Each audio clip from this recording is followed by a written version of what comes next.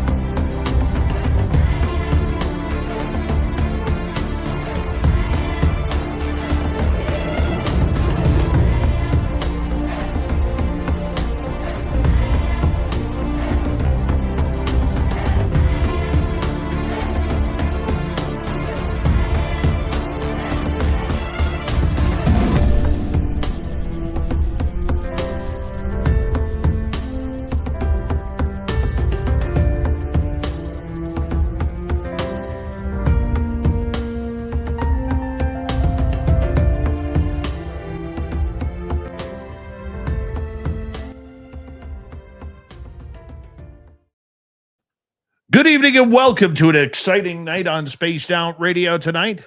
My name is Dave Scott, and thank you to everybody who tuned us in just about an hour ago for our UFO special on the breaking news on Donald Trump announcing that he wants the UFO and UAP files released. We're going to, the next 2 hours, talk to Travis Willier Moostoos.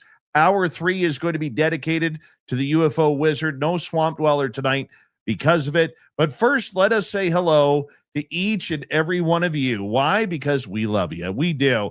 Tim Mothman and his goatee in the gold medal position. Kitty Caddy, or T-Bone with a silver. Kitty Caddywhack taking home a bronze medal tonight as we start off the roll call with Tyler 420, Necessary Dialogue, and Race Fan. How you doing?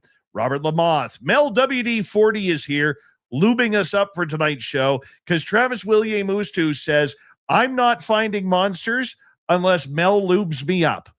So that's why Mel is lubing up Travis as we speak. Trucker Andrew, how you doing? Thunderhead, how are you, my friend? Thunderhead will be signing autographs after the show. Line up to the left of the studio, if you don't mind, to the left of the studio. Blue Chicken, wow, it's been years. How you doing? Nice to have you in the chat room again as we scroll on down and we say hello next to, well, Little Cam becoming a YouTube member. Little Cam, because of that, he gets a thumbs up. He gets a thumbs up for that. Not everybody gets a thumbs up, Lil Cam, but you do tonight. All right, Luscious Jules and Paramarv, how you guys doing? As we scroll on down on our roll call, who's next here? Well, let's take a little peeky poo here, shall we? Let's see here. Mama Catherine, there she is. I just get so excited when I see her. Mama Catherine, mwah. How are you, my dear? I hope you had a great night. I hope you noticed the smile you put on my face. So thank you very much for everything that you do. I love you, my dear. Absolutely love you. Werewolf, how are you tonight? As we scroll on down to Aussie Boss Tiger, nice to see you. Tracy, the alien girl, how are you, my friend? Nice to see you as we continue on with our roll call and say hello to Jaquetta and Vamp Skyder. John Jackson, how are you? John's a little tired after signing autographs last night. Walter Kochabinski, good to see you, my friend. T-Bone, my man, always much love for you. Kurt M., nice to see you. Hi, Sandra. Hi, Sandra. Hi, Sandra. Doug Shelby is here. The Doug Shelby has arrived, which means we can officially start this show. Zaddy, you know what I'm talking about. F you, Zaddy, who will be signing autographs after the show as well. Line up to the right of the studio, if you don't mind, to the right of the studio. As we continue on, Al Garay over on Twitch, he was tweeting 3,700 times in the last 10 minutes about YouTube. I mean, not YouTube, about UFOs. 3,700 times in the last 10 minutes. Good job, Al Garay. Your thumbs are worked out. East Coast Turnaround on X, nice to see you. United We Stand. Matthew Goodka, Undead Jed, nice to have you all here. as we scroll on down and we say hello next to Fap Nuts. How you doing? And Aussie Boss Tiger, nice to see you. And Kathy Evans, nice to have you here. Let's get the radio side going.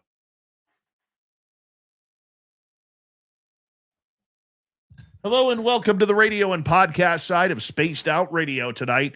My name is Dave Scott. We appreciate you tuning us in as we got Travis Willier Moostoos talking about monsters tonight. We're going to get into the UFO subject heavily as well in hour number 3. We're in roll call on our YouTube's side right now. Thank you, Area 54, for your second super chat of the night. We appreciate you, my friend.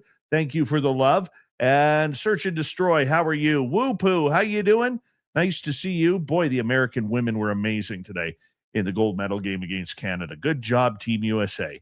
All right, Jeremy Jones, how are you? And who else do we have here? Because we're running out of time. We are running out of time. Kitty Caddywhack, much love for that super chat as well. And I am way behind here. Here we go, everybody. I want you to throw those horns up. Let's rock.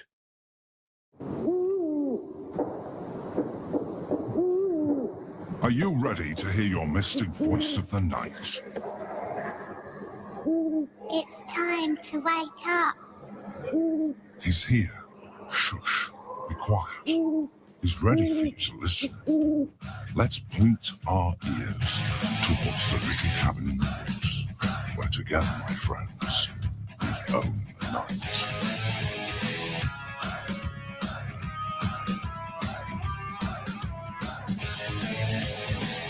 It's time for Spaced Out Radio with Dave Scott. From the mountains of central British Columbia to you listening around the world, this, my friends, is Spaced Out Radio. I am your host, Dave Scott, sitting in the captain's chair of SOR headquarters. We welcome you to tonight's show on our terrestrial affiliates around North America, digitally on every major podcast network. Our website, spacedoutradio.com. We have a plethora of features for you. Rock out to Bumblefoot. Read the news wire. Check out our swag as well. You can follow us on X at Spaced Out Radio, Instagram at Spaced Out Radio Show, and on Patreon in the Space Travelers Club. Tonight's show is brought to you by Chive Charities. Help make the world 10% happier by visiting Chive Charities today. You can find them on our website.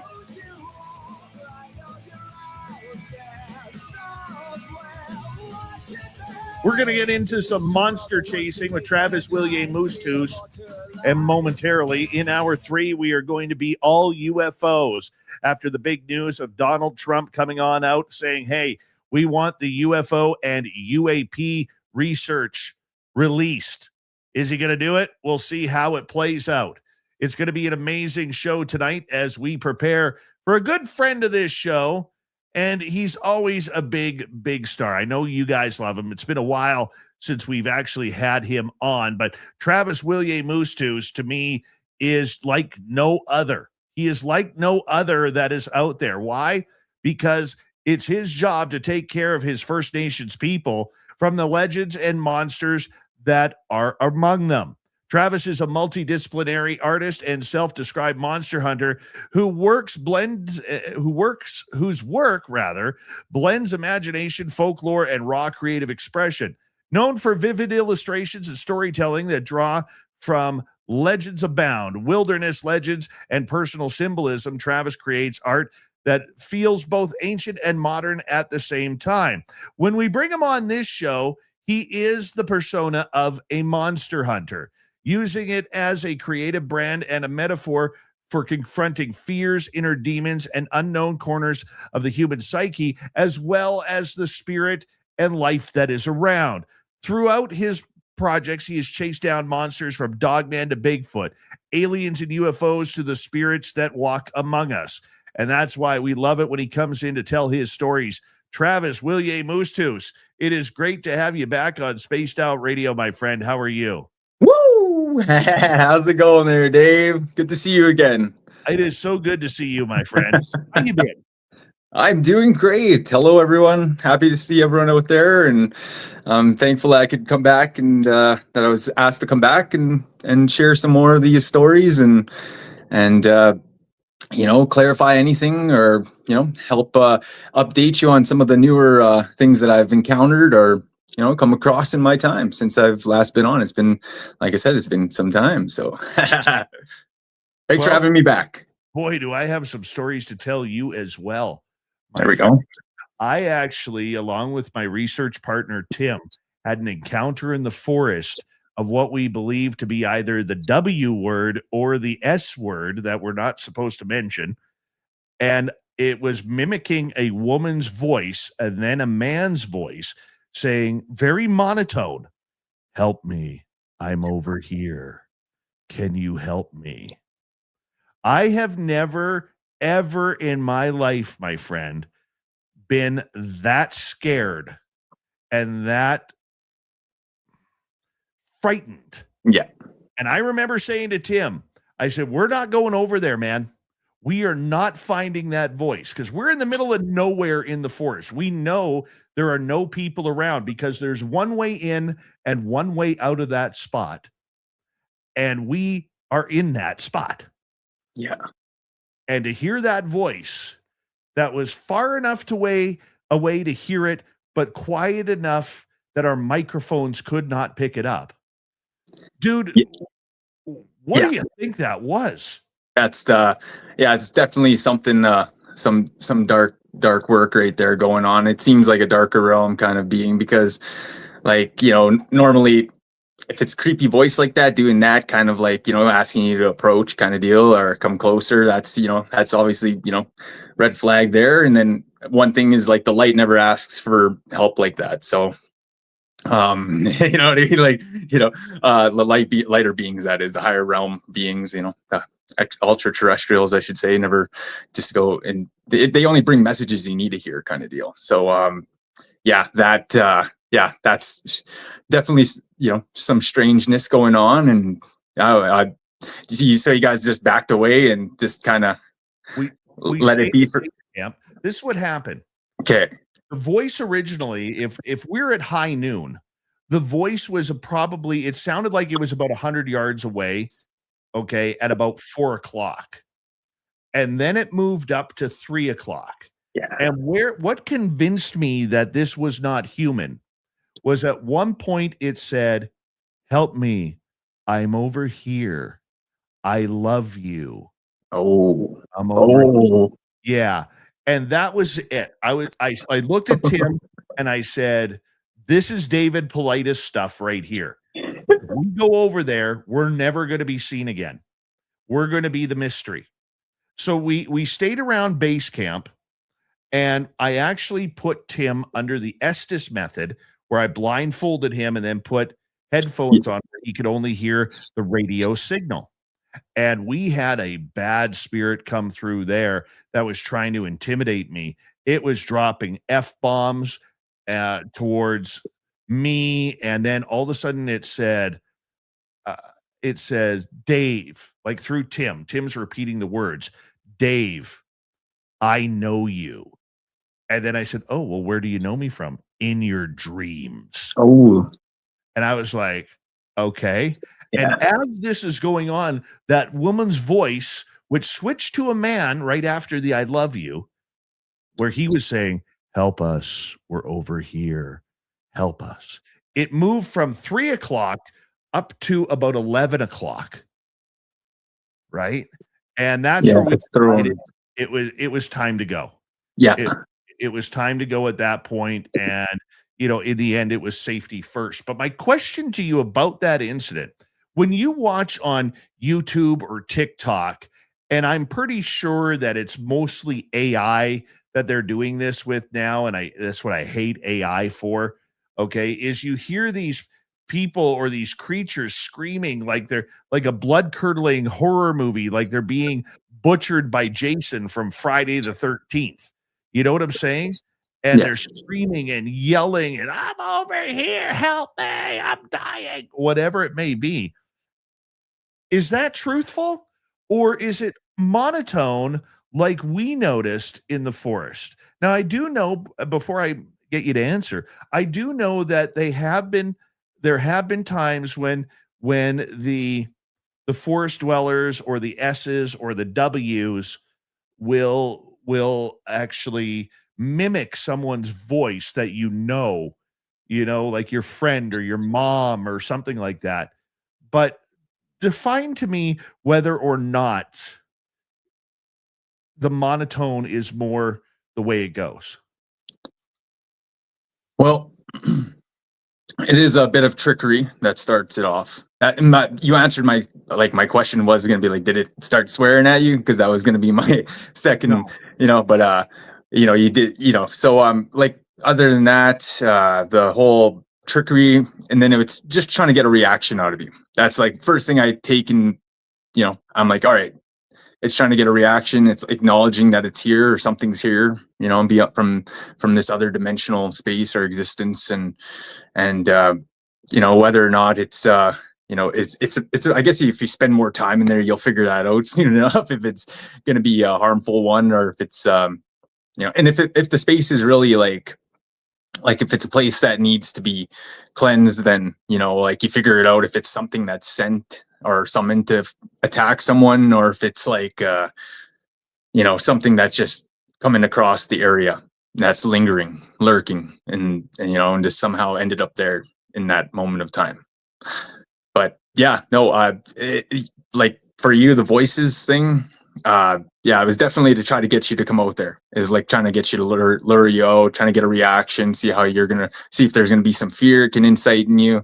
Because that's one way it's gonna get in, right? So hey man, I'm already telling you, there was some poo there. There was some poo.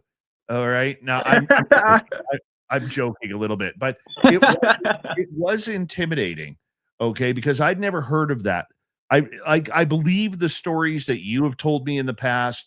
I believe the stories that other people have had encounters with these, I'm going to call them evil creatures.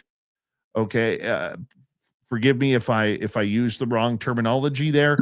Okay. But it was an eye opener that really, when you're in that situation, you have no control. There's no control. Like if you're in an area where there's Sasquatch or a dogman, most of the time they are just watching you, monitoring you. You have control of the situation. Do you get closer? Do you back off? If you feel the goosebumps on your back and you turn around and there's nothing there, you know that there likely is something there, and that's probably not a good area to go. Okay, so you have control of what you do. But in this situation, that was the first time I really felt like I wasn't in control. Yeah, that's definitely the how the universe, is you might plan and think how it's gonna all play out, but then there's always something that just comes along and changes that whole and you experience something else, and you're like, okay, this is a new turn we're taking here, so we gotta adjust to this or adapt to that, and but for sure though, it does take you for a little bit of a shock, and but that's part of the senses. That's part of your about existence and your when you're getting into that the work or the paranormal, and then you have that happen, and it's just part of your senses kicking in, and that other parts are like that extra sensory is kicking in. You're starting to use it, and then that's that part of that that you're getting that wake up, like, whoa, okay, all right, okay, and then starts to kick in. For me anyway, that's how a lot of it goes. So but I want to ask you though, how many times have you encountered those creatures? And why? For our public, I'm going to say the names, and I know we're not supposed to. Okay, but when I say W, it means Wendigo. When I say S, it means Skinwalker. So how often have you encountered those creatures, number one? And number two, why are we not supposed to say their names? All right. So I've encountered the S ones more often, and the W's have been kind of like locked out of this this area. There's a lot of protections that have went into, and prayers and over the years that have went into keeping this area safe, and that well, I should say the dark spirit out. The reason why we don't say the names is not for like it's more or less it attracts it to you. You know what I mean? It attracts that being, that energy your way, and not only that, but it's like it affects not only you but also the people. Like you could affect the people around you too, and kind of like welcoming that dark thing like that is like I said, it's a big no.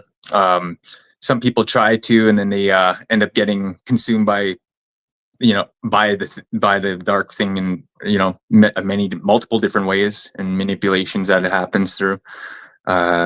Especially nowadays in this modern world, there's so many different ways now.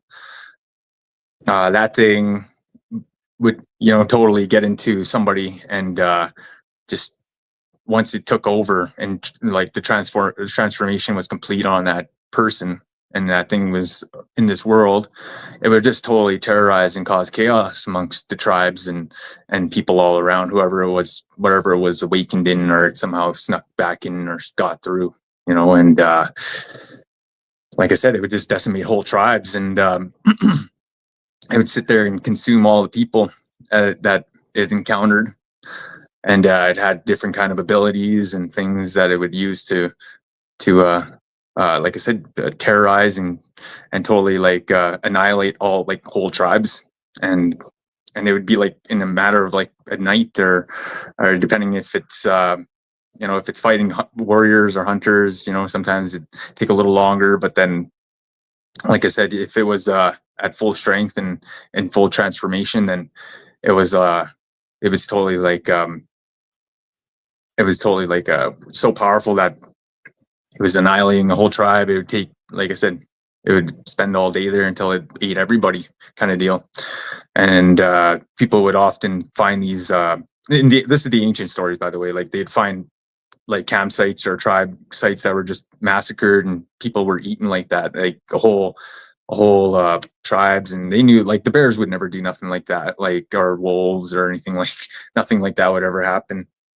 But when it came down to the supernatural world and what we're referencing to, that being, the dark creature, would like I said, would eventually, if it ate enough people, would evolve, and it would actually grow in size, and its bones would elongate in different areas, and the thing could actually get huge. Like it could become like almost like 13 feet tall or 15 feet tall, and it would be, and then at that point, then it was pretty much unstoppable at that point. But a lot of times they would also too, they'd make their own, like they'd have pots, like giant gold pots, like they'd have like almost like copper pots. They'd make them.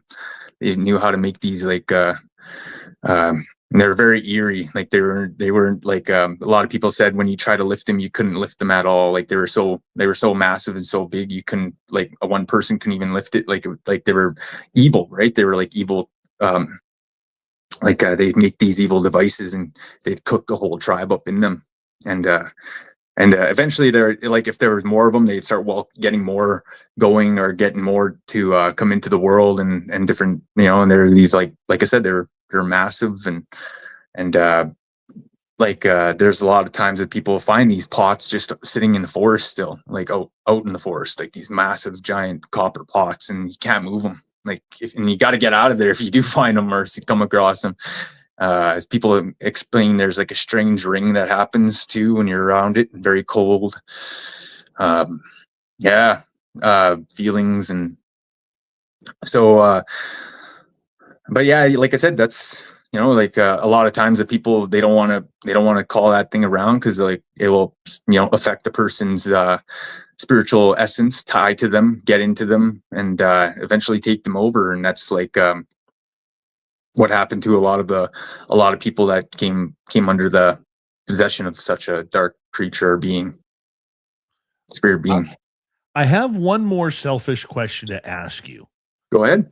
Okay. At our location, when we go there, we can almost every time we go there, we're finding footprints of Sasquatch, which is really cool. We've actually traded some items with them, including they seem to like the coins.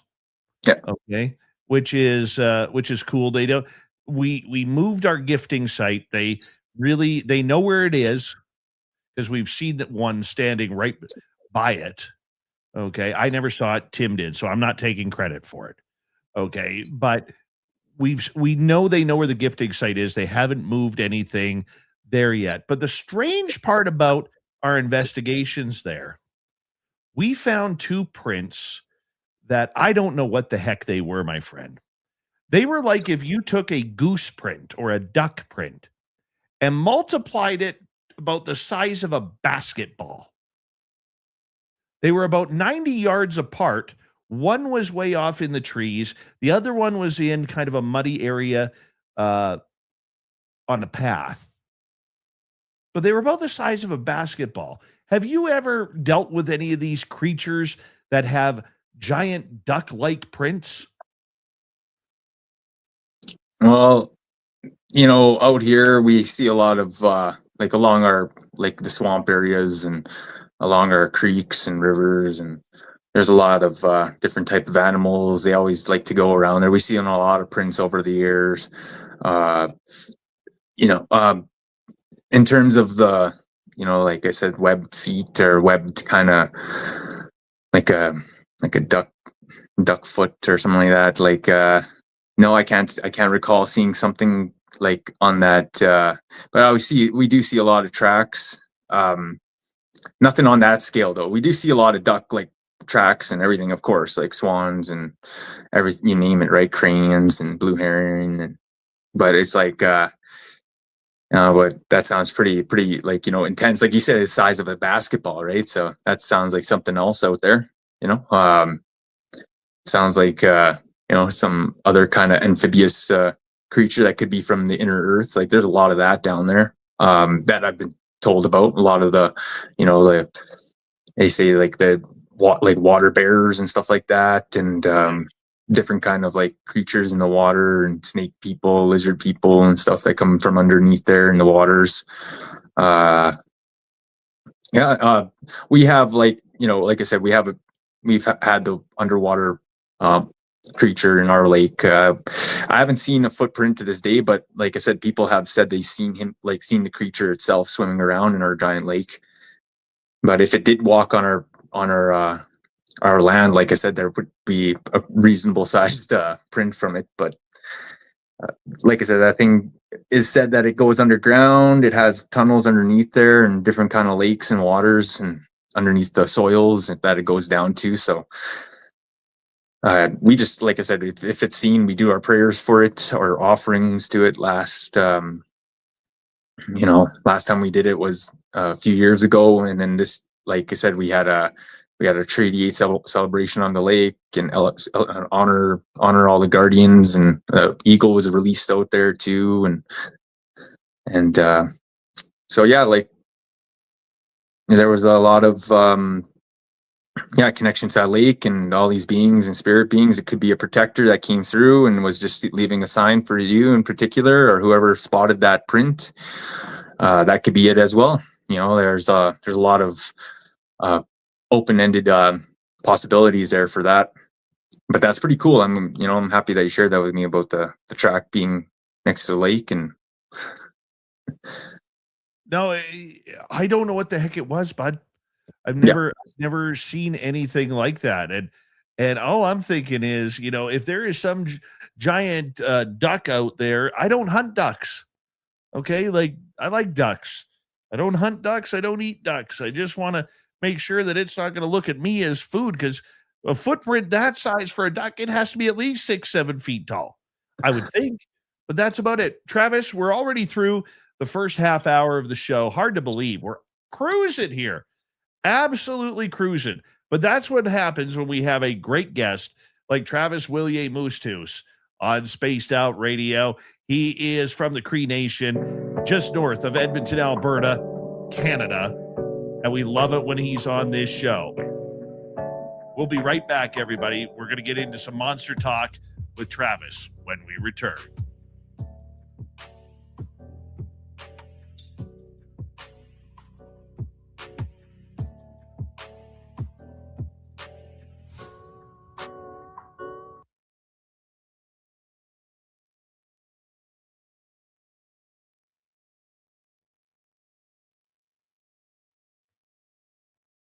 All right. Hi, Amy WC. How are you? Just Ryan from New Orleans. How you doing? And did I miss anybody else? No, I did not. Thank you to everybody who tuned in to our special earlier before this show on the UFO story that was breaking earlier. We're going to get into that in hour number 3 once again. And yeah, pretty intense. Let's see. Wow, Jeremy Jones. You know what? I'm going to take that one. He says, Dave, how does it feel we are going to get proof of aliens before Canada wins anything meaningful in hockey? Hey, I'm not going to knock the women. That was a great hockey game. And Team USA, with about 7 minutes left, 8 minutes left, you got that uh-oh factor. It was like they were starting to wake up. The women's hockey game, I'm telling you right now, everybody can sit here and say WNBA is a great sport for women. I will tell you, Professional Women's Hockey League, the PWHL, is 10 times better, 20 times better, 30 times better than WNBA. Those ladies were rocking today in the gold medal game between the USA and Canada. And for it to go to overtime, I knew that the U.S. was going to win. They just had all the momentum going in. Both goaltenders were fantastic. And it was quite a treat to watch. And both teams, you know, I know there's heartache for Canada. You never win silver, you settle for silver. You win bronze, you win gold. You settle for silver. But that was a hard-fought silver medal, and it could have went either way, especially how the American team had been dominating Team Canada all year. Signs of Life, how you doing? But I was very impressed with both teams. And do yourself a favor, okay? I don't care if you're male or female or whatever you design yourself as, okay? Seriously, go watch some women's hockey. It is fantastic.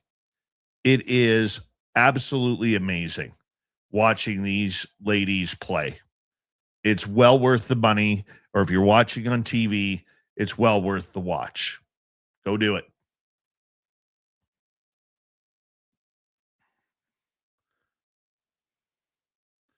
Oh, you got 2 owls outside.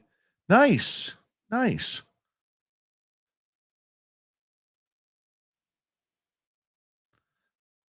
It's a nice shirt you got on there, Travis Willier Moostoos. Oh, thanks. I appreciate it. My nice camo sweater going here, actually. Nice. Very nice.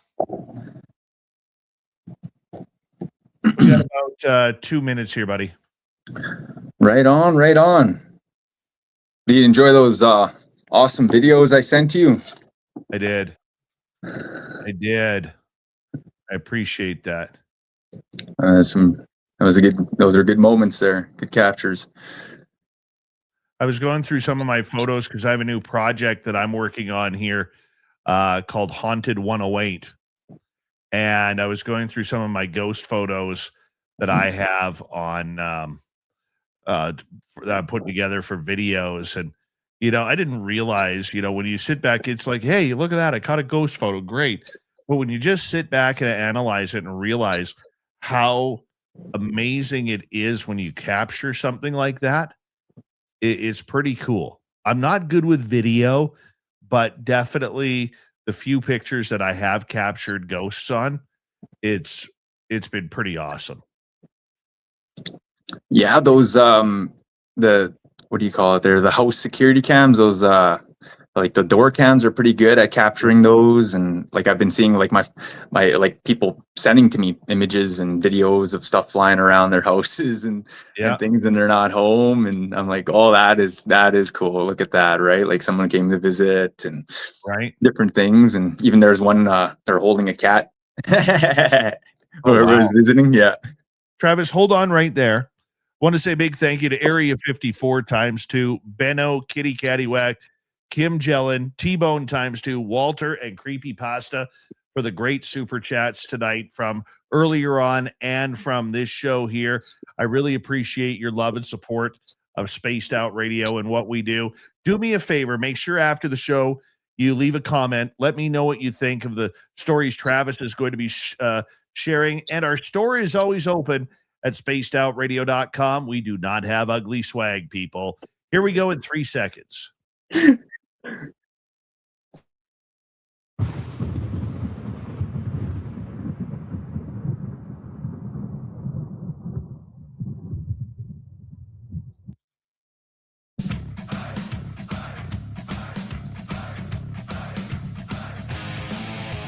We're into the second half of Spaced Out Radio tonight. My name is Dave Scott. I'm so glad you are here with us as we're about to turn up the woo with some monster talk with our guest, Travis Willier Moostoos. Before we bring him on in, I want to remind all of you that if you missed portions of this show or others, our archives are always free on YouTube or any major podcast network.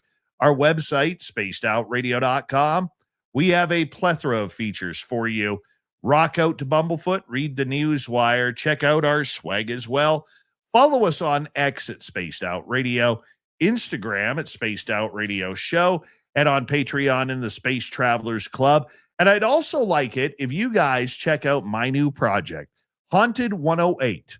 You can go on Instagram, TikTok, Facebook, and go to our website, haunted108.com, where we are going to be having ghost tours, paranormal investigations.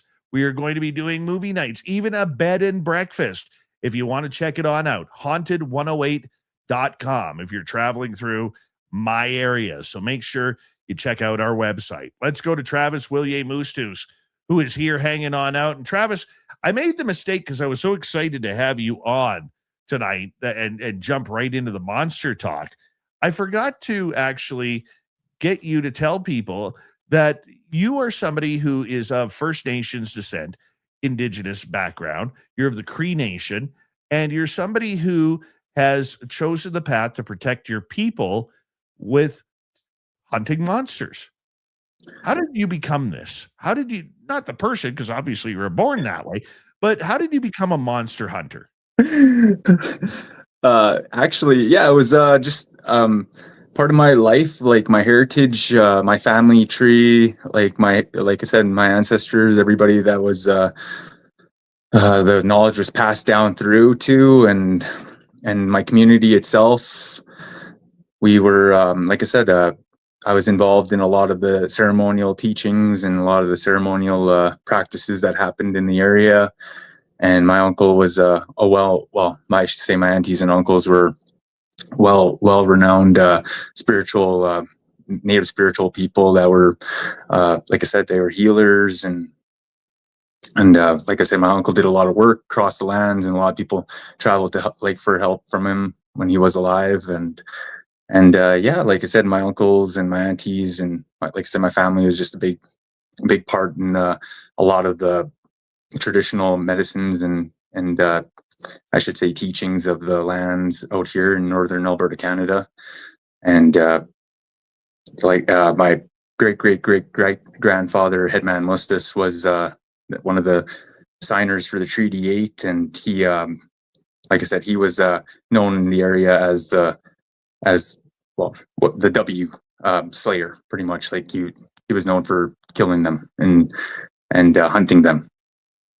And there was a lot of there's a few stories about that there, and his tales about it, and not just like and a lot of the, like when I'm telling you guys like earlier, there was like kind of our legends like of like the sightings in the area and stuff, like how you would know it's them, or if they're in the area kind of deal, or what you would encounter from them, what kind of carnage they would leave behind.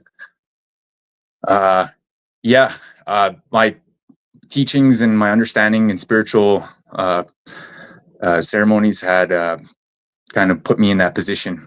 And without, I didn't really know I was gonna end up in the position of that. But yeah, here I am in this modern day, and yeah, here, but like I said, still on the on the, I guess, the frontier of this existence. And yeah, that's where it all kind of came from, was everybody that I learned from and interacted with in my elders and people that told me and taught me these things and helped me along the way and guide me. Yeah. I want to ask you in regards to First Nations uh, people. Do most reserves and nations have people like you uh, Oh, who yeah.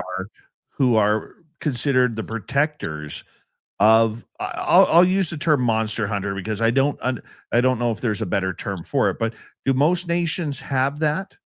Oh yeah. Yes. There's a lot of people out there that are spiritual. I should say spiritually inclined, and they practice that way of life, and it's part of our, like I said, it's part of our culture, part of our circle, our way of life, and that's just like part of our understandings of this world and our teachings. So like, even like people that, like I said, like that grew up in the area and just going to some of these ceremonies, they'll know some of the stories too, and things, and like, it's part of, like I said, it's part of our way of life out here. Like, it's not there's like but like, certain people will know, like like what you're saying there, though, how to build the protections, and there's certain levels to it, is what I'm getting at too as well, because like, it's kind of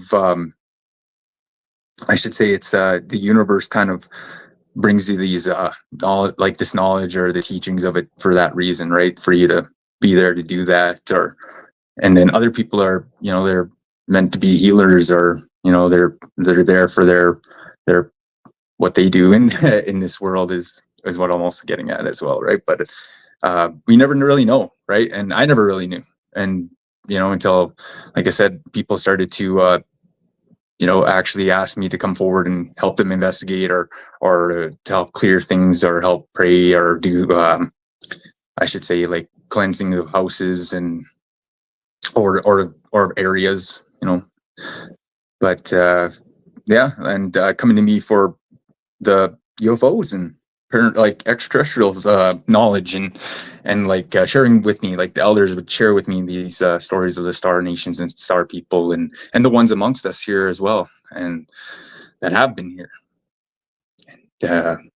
So yeah, it's just kind of, it happened through life, I guess. I never really, yeah. And yeah, there's plenty of people out here too that know a lot of other things as well that I wouldn't know either, I got to ask you, out of all the creatures that you have dealt with, Sasquatch, Dogman, those are the two that most people, watch out for. Then the S's and the W's. But you've also dealt with some other weird type creatures as well, like giant humanoid type beavers and aliens and UFOs. I mean, what are some of the stranger ones that you've had to deal with?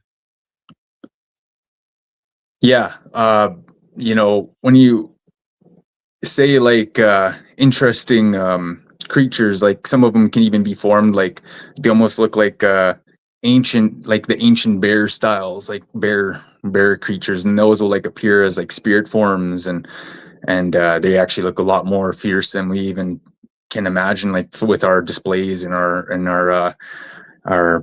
imaginations from the bones, right? It's like these ancient bears were a lot more freakier than we expect them to be. There's that, and also too, we've heard, like, we've dealt with the ones, like there's some that just like I said, they were like kind of like stick people. They're like they call them tree peepers, one of the two names. But anyway, these guys are like kind of like bark, like they look like bark like beings, like they're like tree people, but they're spirits of the trees, like they're part of the forest, and like they can be creeping around and watching you when you're out there working or seeing what you're doing out there, kind of deal. And it's those guys, like they're pretty creepy, you know, I guess.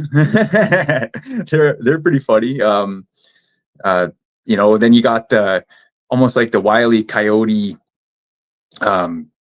you know, like it's not like dogmen, but they look like Wile E. Coyote beings. Like they have like the long, lengthy arms and lengthy bodies, the big, you know, ears that go up and the long stouted noses, but they almost like project themselves around, like they float around, and they have like the most like yellowish, like sometimes red eyes, you know, depending on how you encounter them. But people do say that sometimes they are cloaked, and then sometimes you just see them as like the thin coyote looking being, like yeah. And a very strange kind of like strong, like it's like fur, almost like a really matted wool or something along those lines. But there's those, and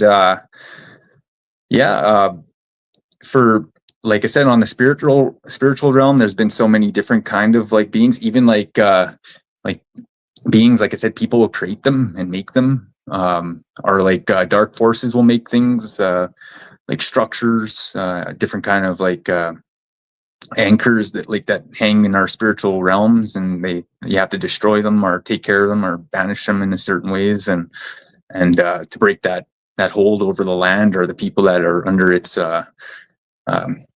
like area that it's catching all their stuff from, right? But yeah, there's stuff like that, and you know, strange, like almost like what do you call that there? But yeah, like the aliens and stuff are even on that level too. Like some of the stuff I've seen from them have been kind of odd and and you know, just, you know, different, and how they chosen to communicate or show themselves or show what they can do, or, you know, it's been kind of interesting on that level too. But yeah, you know, the high strangest things, like it just keeps evolving, like almost like every time I see it, like it's always something different or new, or even with the UFOs and things as well. Yeah, like it always seems to get more stranger or more interesting in that regard. So I can't really pick one out that really stood out, but that we encounter out here. But there's you know, even to some degree, like what intrigues me is sometimes what their messages mean, or what their you know, if they're a spirit animal that has a message, or if they're pointing towards that, or if they're giving a sign of something's to come ahead, like, you know, a dark, like almost like a dark omen, or something like they're warning you of coming, or something's going to happen, or, you know, like that's also could be it too, you know, when you see some of these beings. So that also intrigues me, like what is the meaning behind it, or the messages that can be, even in dreams, right? When you see them in dreams, there's a lot of that too, like there's a meaning to them.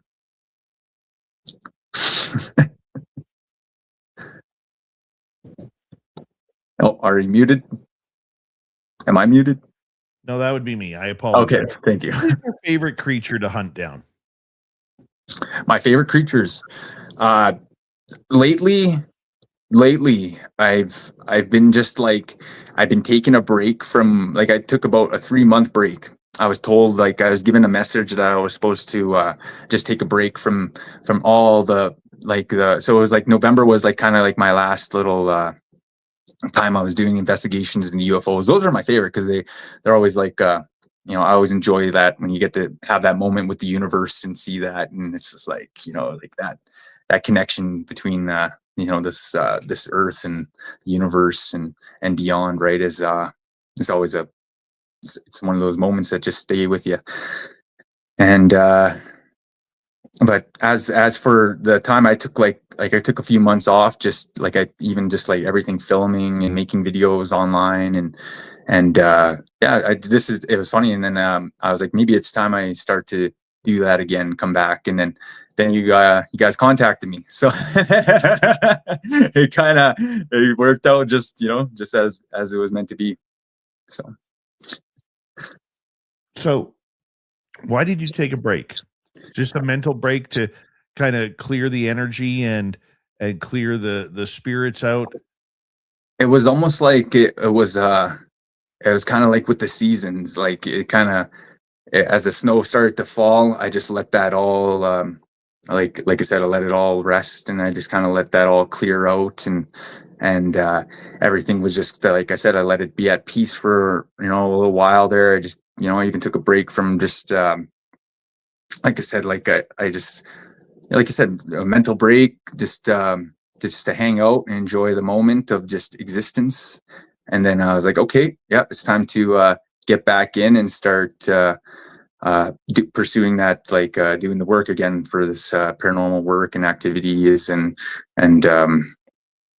getting back into that part of myself again. So, like I said, it was just the right timing, the right moment for you guys to ask me to come back and do the show, and so.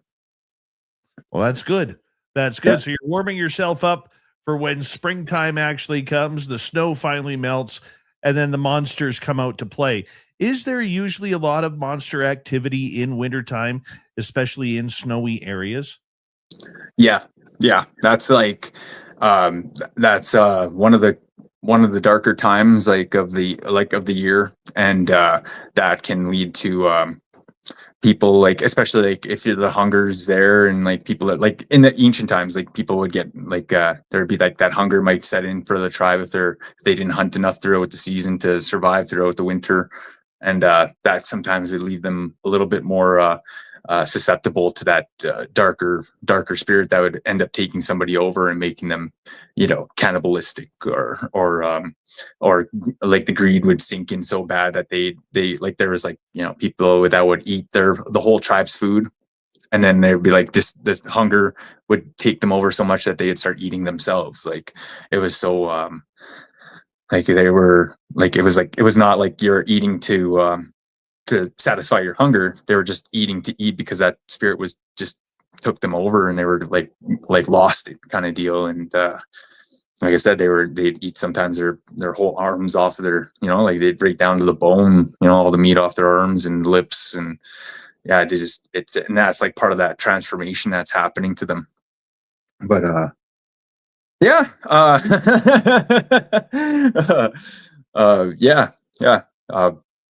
sorry, I got kind of trailed off there. No, hey, it happens.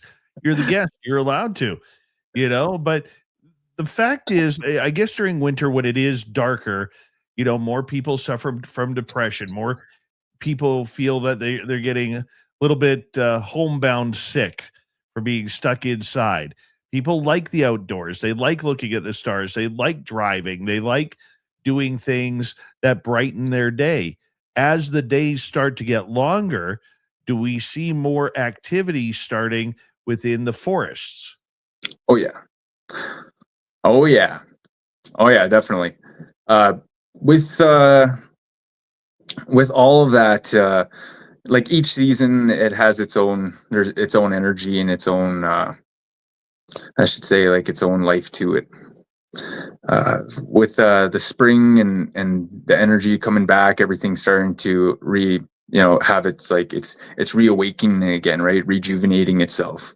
And so all this like energy is just, it's activating again. And yeah, there are certain times like where we're like, how should I say, we'll capitalize, and we'll pray along with that, or we'll have our ceremonies or celebrations along with that, and not only that, with the springtime and everything, like the life, a lot of that means like the signaling, like all the plants that are the healing plants are coming back to life, and so it's a good time of the year. Like a lot of that happens. Like a lot of the, like I should say, the forest spirits come back, and all the animals are awakening. So like all the animal spirits are up there too, right? So it's definitely people are getting back in there. So Definitely. I mean, in the wintertime, do you find that the paranormal activity increases? Yeah, actually, yeah. A lot of, like I said, the UFO activity was picking up there in November. I was seeing a lot of interesting flybys and flyovers and stuff, and with the paranormal activity, yeah, a lot of people have been saying they were getting a lot of interesting dreams and seeing a lot of different spiritual. Like with some of their people, like that family members and stuff in dreams, and people have said they were getting sightings in their homes and stuff, and yeah, so it's kind of like I think that's also part of it too. Like it's like that connection, like you said, people are that time of year, and it's like a lot of memories there too, Christmas time and stuff, and like the celebrations, holiday celebrations that people have, right, to celebrate together. So it kind of like the energy creates that people come around, family members and such.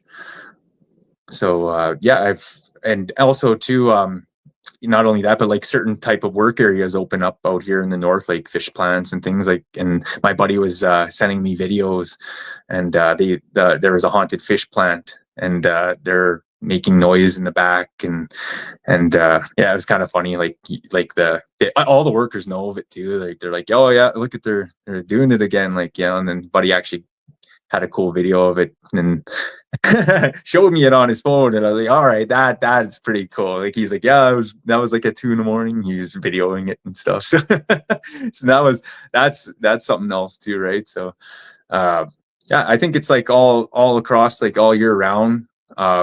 I don't think there's really a particular time where there's more or less, but summertime, it just, I feel like is where people get to see a lot of that kind of a lot of the things come out and or happen, and midsummer year kind of deal. So that's I feel more like summer is a good time to try to catch something or see something. We got about 2.5 minutes before we have to go to break. At the top of the hour, Travis Willier Moostoos is here on Spaced Out Radio. He's a monster hunter from the Cree Nation, north of Edmonton, Alberta. And I'll tell you, you never seem to not keep me fascinated. You're just, the way you tell your stories, the way you are able to define these creatures so eloquently. How do you remember it all? How do you just believe that all of this is going on? Because there's going to be a lot of people out there, Travis, who listen to you and say, no, there's no way any of these creatures are real. Yet you've had firsthand interaction with them. Yeah. It's like, for my experiences and my dealings with ceremony and the spiritual practices that go into those ceremonies, and then, like I said, my grounding in that, and seeing this spirituality in all life, in all around me, right, all my surroundings, and like I said, a lot of times when we have had to deal with these things, it's been it's been, you never forget it, when you deal with something like that, and how you deal with it, or end up, solving that encounter. There's like, you learn these moments in your life, and it's like, you just see it like again, or, you see the how the procedure went, or, you see these, like how the protocol went, or how everybody it came to be, and sometimes universe just makes that moment happen, and you learn, or you get the messages then, or you get the plant or the thing that you need that helps you out, and just the right timing of the universe. It's kind of just like that. It works in very extraordinary ways. I think it's, for a lot of us who live within the city dwellings, it's harder to believe than those of us who live on the edges of the forest. I know my attitude has changed from being a city dweller to living on the edges of the forest. Now I think anything is possible because the forests are so vast. You just never know what is actually hiding within them. So I think it's something that we all have to kind of be aware of. Oh, for sure. Yeah, and I'm glad I could be here to share these experiences and tales with you. So, because I've heard a lot of like I've heard AI videos talking about my ancestry, and they were just not even. So I'm glad to be here for it. The truth. Travis Willier Moostoos is here. More stories of monsters he's chased down when we return in hour number 2 next. This is Spaced Out Radio with host Dave Scott.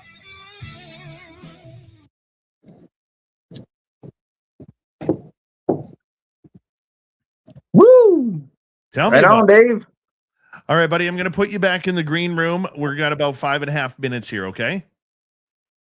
You're good. Be right back. All right, everybody. Here's my schedule coming on up.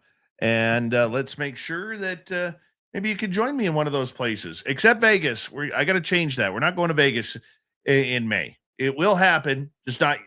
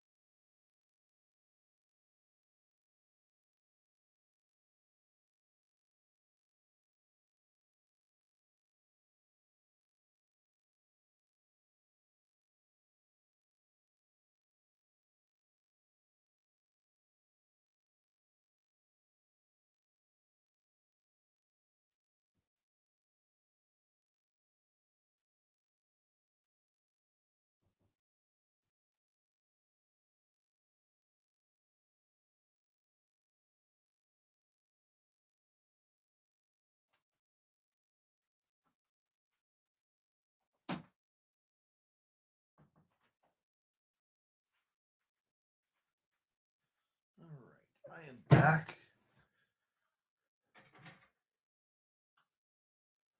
All right.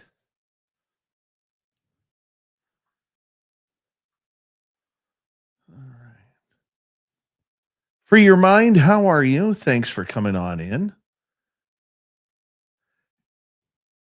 Do I have any plans on including Flight 21 in your upcoming endeavors with your new partners? Yes. Yes, we do. Likely not going to be able to get out there until the snow melts. But yes, I have a new crew that is going to be going out there. I'll introduce all of them to you, and it'll be a lot of fun. Vegas will happen. It's just not going to happen in May.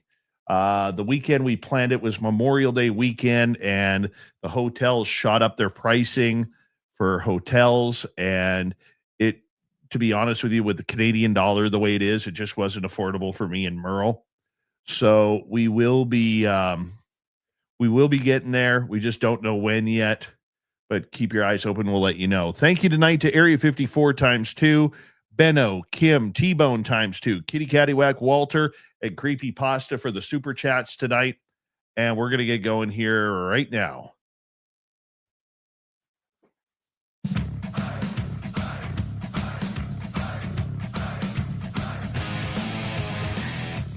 We're into hour number 2 of Spaced Out Radio tonight. My name is Dave Scott. We're talking monster hunting with Travis Willier Moostoos tonight.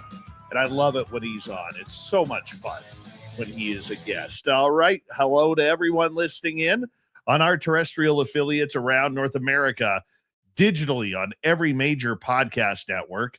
Our website, spacedoutradio.com. We have a plethora of features for you. Rock out to Bumblefoot. Read the news wire. Check out our swag as well. Follow us on X at Spaced Out Radio, Instagram at Spaced Out Radio Show, and on Patreon in the Space Travelers Club. The Desert Clam has set the password for tonight in the SOR Space Travelers Club. Rectalgia. Rectalgia is your password. Use it wisely, Space Travelers, as the Clam sets the password each and every night right here on Spaced Out Radio. All right, let's bring him on in. Travis Willier Moostoos, part of the Cree Nation north of Edmonton, Alberta, and he is somebody who chases down monsters to protect his people. Travis, you said before the show, when you were saying that you have encountered some weird, strange monsters that we've maybe never talked about on this show. What were you chasing down? Yeah, so there was not really chasing down, more like just kind of keeping tabs on kind of deal, keeping tabs like in terms of what kind of appearances and things like it'd leave behind, or it would show up or do, or it was a very strange kind of dark creature, dark being. I can't really put a title to this creature, this being, because it was I guess you could just say a dimensional being that was kind of lurking around and messing with some of my family members, and I ended up having to do some prayers for the area and do some work around there, and one of the things though mentioned before. I was saying there are people in the area that do help, or if there are prayers or ceremonies that are help, people will help me do a few of those things, or feasts or offering life fires kind of deal, honoring of life and to clear areas or zones and stuff.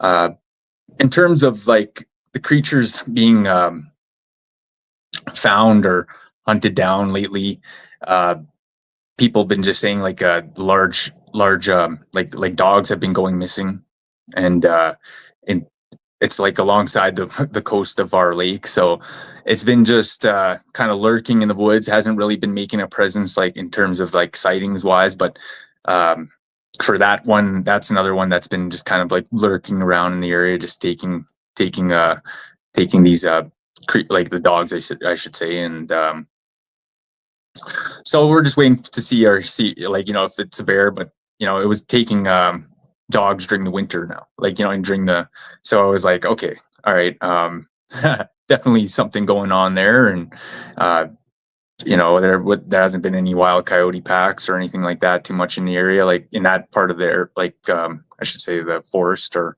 along the lake there. So just more just waiting for more reports or things, like when people tell me like, okay, but there's something strange, like some strange tracks, what do you think this is, like, or they'll bring me a skull, like they'll bring me a skull that just looked just absolutely chewed, like the whole face of a deer just chewed bit, like, and I was like, wow, look at that, like something just did the whole face off that deer, like got him, like, like that's something there, got that, deer like that, and and let me cut you off right there, because I how do you tell the difference between, say, a monster that you've never encountered before and say, like you were mentioning about taking a bite out of the face of a deer? I mean, how do you know that's not a bear, or a black bear, or a grizzly bear, or Kodiak? Yeah, this thing, like the whole thing about it was like, all right, well, it could have been a bear. It could have been like you said, a Kodiak bear or something. We just it was just like off the, it was just randomly just left there very quickly. It could have been that. At the end of the day, like I said, people will say they've seen something strange to me if it's something out of the ordinary. Until then, when I see like, something like creature got it, it's either that or something out of this ordinary world. You see a horse with just its neck broke, like I've encountered before. That's something strange, The animals will die in strange ways. For example, this the face of that was like, it was just like a quick little, like it looked like it was quickly just like from the side, like down, like chomp from the side, like not head on, like a bullet or like a shotgun or something. Like it looked like kind of like a slice down or something in that general.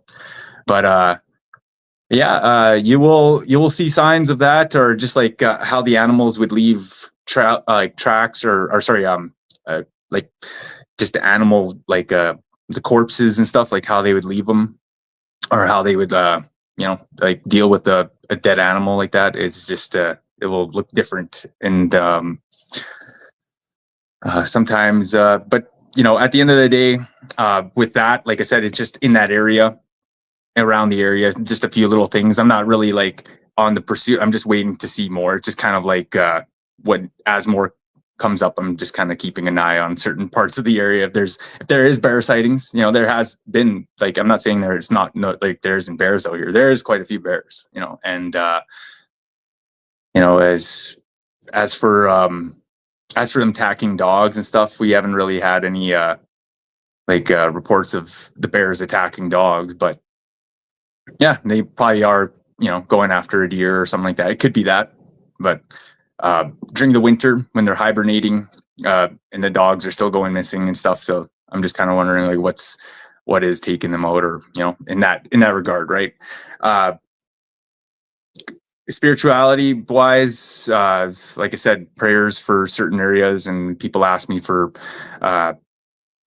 to help them out last year. That was like when I was doing a lot of that, like prayers for I'd go help with the ceremony or do, or be a part of it to help bring the prayers forward is pretty much what I did last year.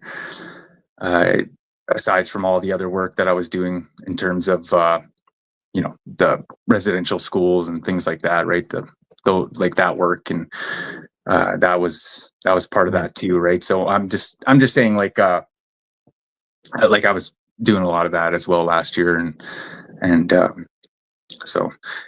The strangeness happens when it happens. Like I can't really be like, I'm going to pursue it today and it's going to happen today. It's just like when I can get the call, or somebody lets me know, or if I could get to the place and see it for myself, somebody brings me a skull, I'll take from it what I can, And Alberta is a pretty barren place more north you go. You know, you don't have an ocean around you. There's very few lakes up there that are of major proportion. You know, it very much is just trees and land up there, right into the frozen tundra of the Yukon and Northwest Territory. Yeah. Yeah, like we got the largest boreal forest, like we're connected right to it. This forest, a lot of it is like, you know, like it's been untouched, or like nobody's set foot in it for, you know, a couple hundred years. So a lot of those areas, especially if it has something like Bigfoot, or if it has like a certain like I said, it's a certain, like, you know, if a lot of moose like to go there to eat, or if it has a certain pond that has like endangered lilies and things, then we'll try to protect that or keep that safe. We won't go and destroy it. We'll try to help certain areas. You know, when I could, I'll transfer roots and medicines to different areas and kind of like cultivate and the swamp area if I could, you know, but that's just some traditional stuff. You know, we used to do is like we'll cultivate an area like that, right? And it might have looked natural and wild and abundant, and when people first came here, but that was all cultivation from us. As I was getting at, though, out here, a lot of the forests and areas, there are natural ley line areas and energy zones that have a lot of different kind of activation time periods, especially with the moons and the sun. Well, the moon phases, I should say, and the different times of the year with the sun and the higher energy that it's been radiating as of late. Been kind of opening up different portals and different energy zones on our planet, and there's been a lot of different kind of creatures that come out, and different aliens and different spiritual beings on that regard that would, like I said, are essentially walking amongst us or here on this planet, or they're here for our ceremony sometimes. Like when we're praying, sometimes we'll have those kind of visitors come through, and they'll be there for that energy to help connect our prey, and usually, like, it's strange to hear that from, you know, like if you're on the outside world hearing that, but a lot of times in the ancient world, when our people like would encounter extraterrestrials, we knew we could trust them, because like a lot of times those, like, the animals would be just right with them, just hanging out with them too. Like you'd see this, you know, human like alien person, and all the animals are just walking with them, not afraid. And you're like, okay, like this is something of the universe, like on our level, you know, and we were, you know, and you get messages from them or receive I should say it was like certain points, or like in time that we're given certain objects or things to pray with, or knowledge of certain things that work in this universe, and yeah, like a lot of times that happens throughout the year when these energy zones are activated and are able to come through, or to visit those people on that higher vibrational frequency, right? It's not just, you know, it's kind of like the whole planet Earth, right? But out here, I've noticed that happen, like with our ceremonies, and so yeah, that's like it happens all year round kind of deal. I want to get to some audience questions here, my friend. You're good. If you don't mind. Yeah, you're good. Let's start off with Donna here. Are the pots you talked about earlier, are they like ones that may have radiation in them?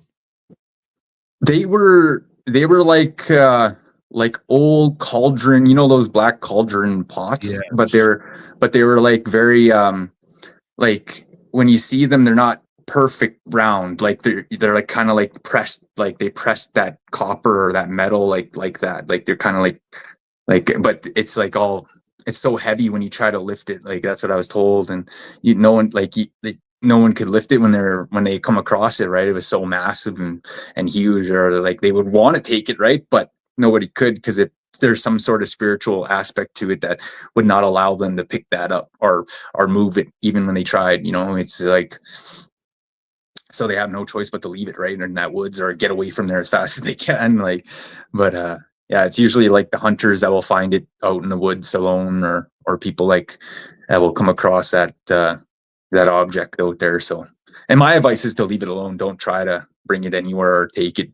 Like that kind of evil object should be just, it shouldn't even be here. Like they built that to, for chaos and their destruction.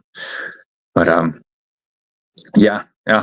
Great question. It does give off and emit some sort of sound though. Like it does give off that kind of a ring that just, gets in the back of your ear, like the smallest note kind of deal.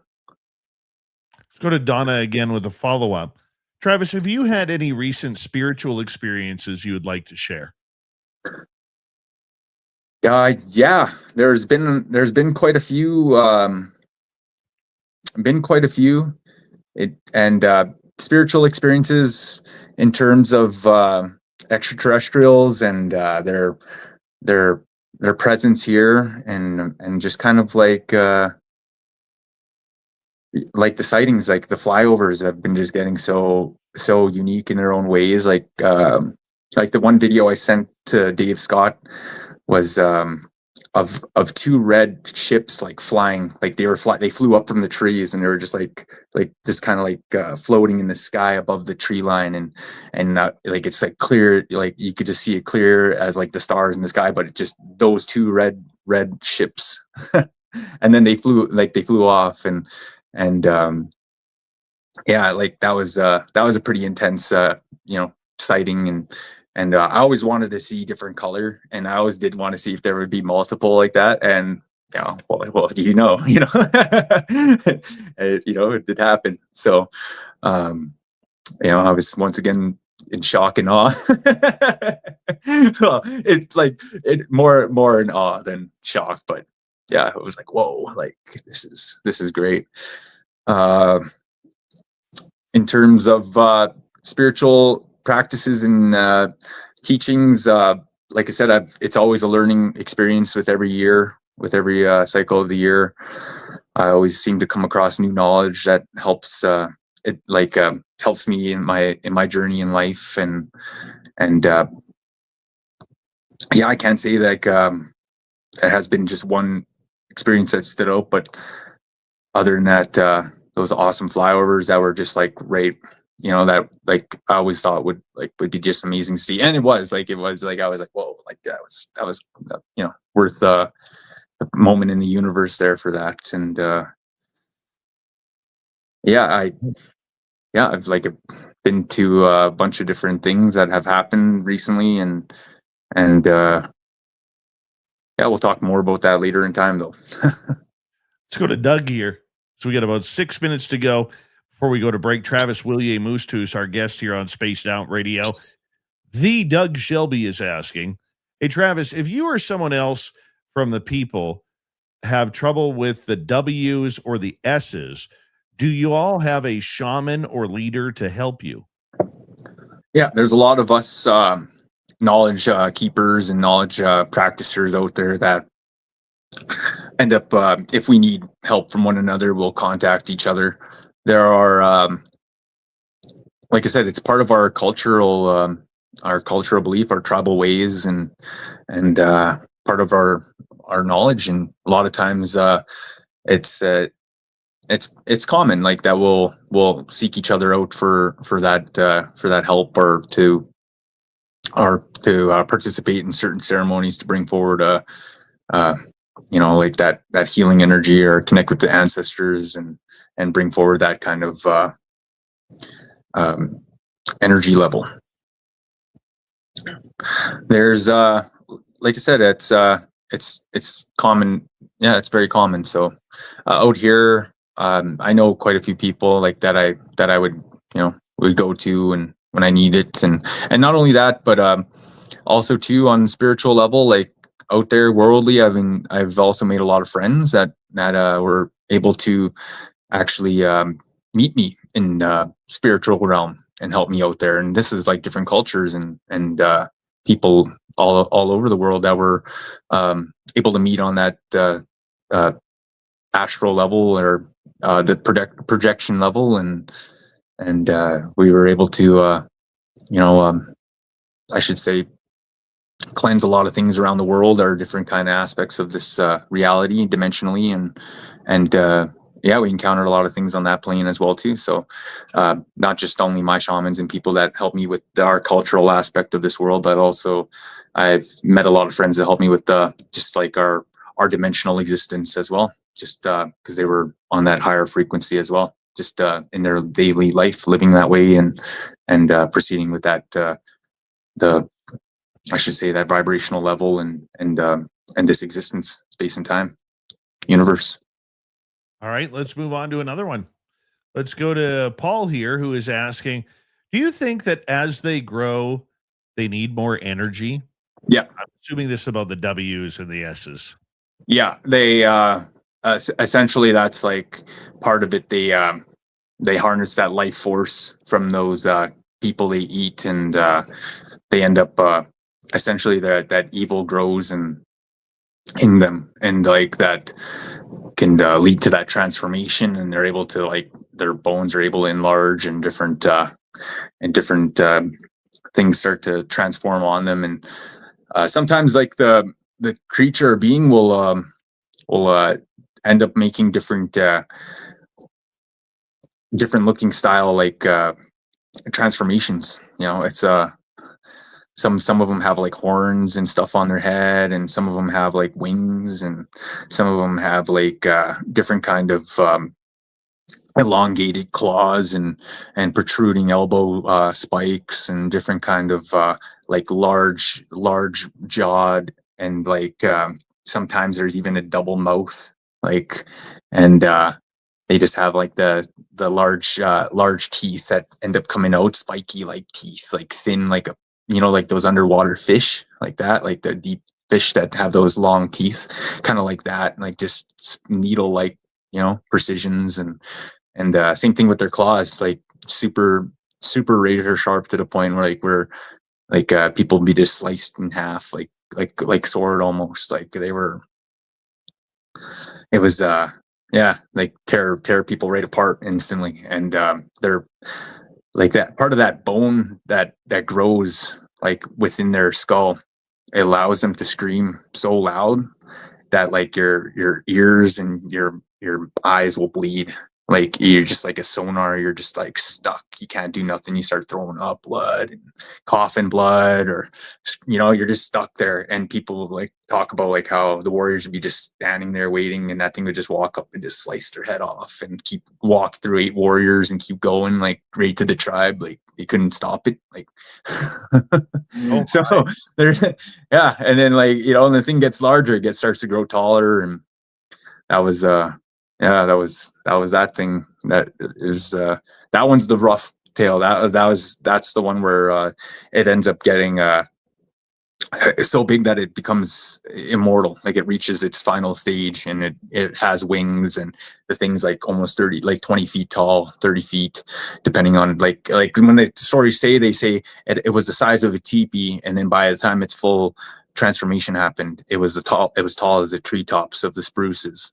And it was walking through them, and there was like over 80 warriors surrounding it, trying to shoot it down, and with the bow and arrows, like all these like spiritual weapons that were like blessed, and eventually there were so many attacking it that it couldn't handle the fight, so it flew into like the northern clouds. That's what they said, northern clouds, and it just disappeared. And in the middle of the day, like they said, it just flew off into the clouds like this big winged creature, and it just took off, and they couldn't, like, it never came back, but they say it's going to come back and destroy us all, kind of deal. But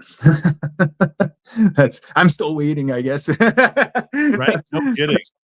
No kidding. I'm going to get you to hold on right there, my friend, because we only got about 20 seconds before we got to go to break here at the bottom of the hour. But we got more questions from our audience coming up. I know nice. More awesome topics of discussion when it comes to the monsters and legends that you deal with. Travis Willier Moostoos is our guest tonight on Spaced Out Radio. We're having fun tonight. I hope you are too.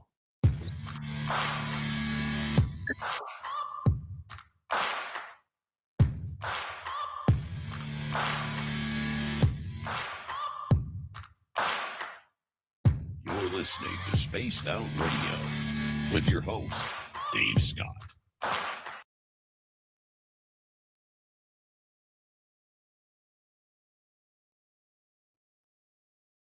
All right, we are clear.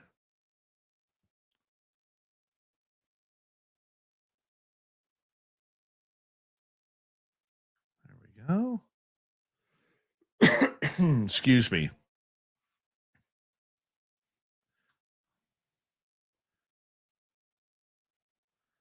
Good questions tonight, guys.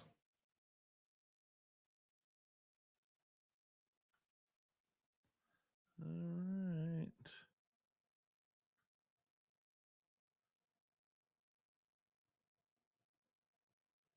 Missing anybody? Any questions? No, I got them all.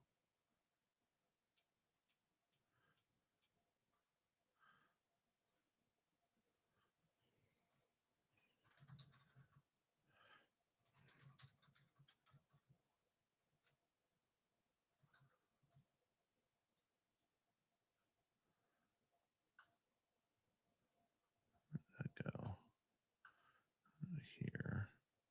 Sorry, I'm just looking something up here, guys.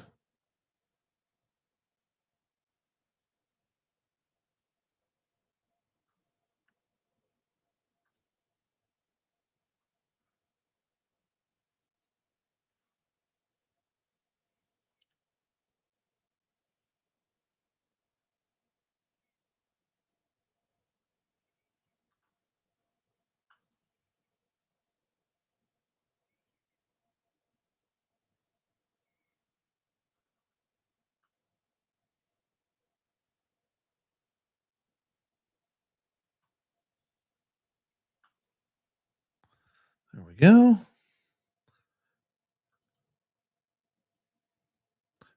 If you haven't already, if you could do us a favor, give us a thumbs up or down, but we prefer a thumbs up because it helps with our algorithms on this channel.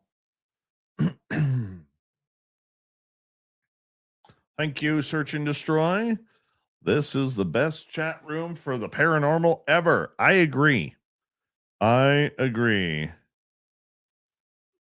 Yennefer Beverage, you had something following you around the last few nights. Well, that's not good. In the house or around your yard?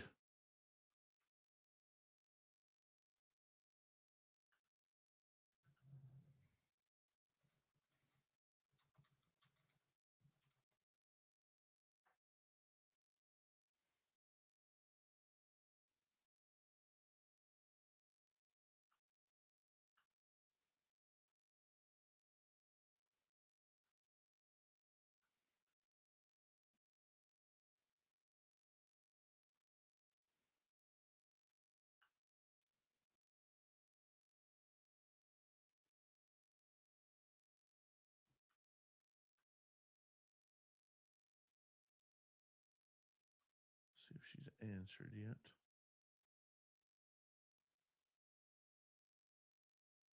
Nope, haven't answered yet.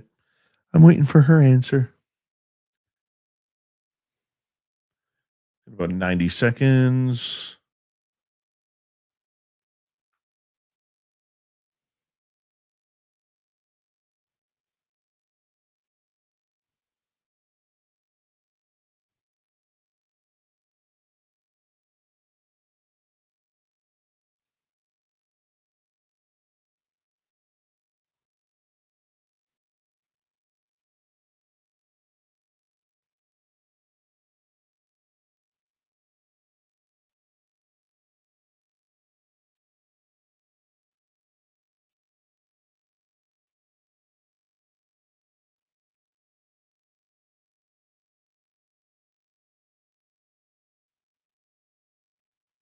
$44 seconds.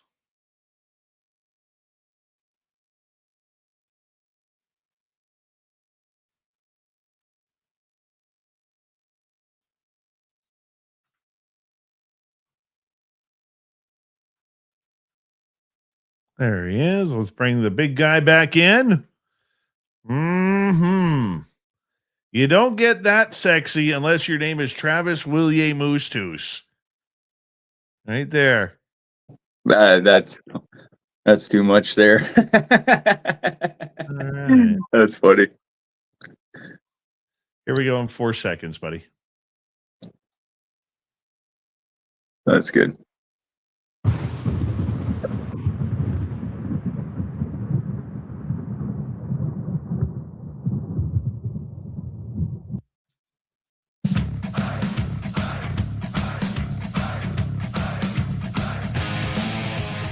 Here we go with the second half of Spaced Out Radio tonight. My name is Dave Scott.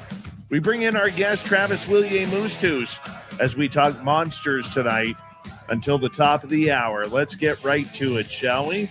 As we are taking audience questions from our audience, of course, on YouTube, X, as well as Twitch. You can watch us live there all the time. If you're on the radio land and you're bored one night, let's get to a question here. Let's go to Super Duke here. Have you ever had to fight any Weichug? We had trouble with one last summer. The term is sounds familiar to me. It's another W word. Yeah, I figured. Yeah, in terms of like, we have a pretty good like protection across our land, our forest in our area. We haven't had to deal with like a physical one in years and years. Like, it's been, like I said, over like probably I think 80 years. I think Mr. Strong was the last one to encounter such a being, and that was one of our spiritual native shamans out here that he had a troubling experience with one, and ever since then, the three of them, there's 2 other ones that helped him out there with that, and but myself, with in terms of fighting one off, like physically, no, I haven't. But we've dealt with spiritual attacks and or like things that have like throughout the years. My uncle would help.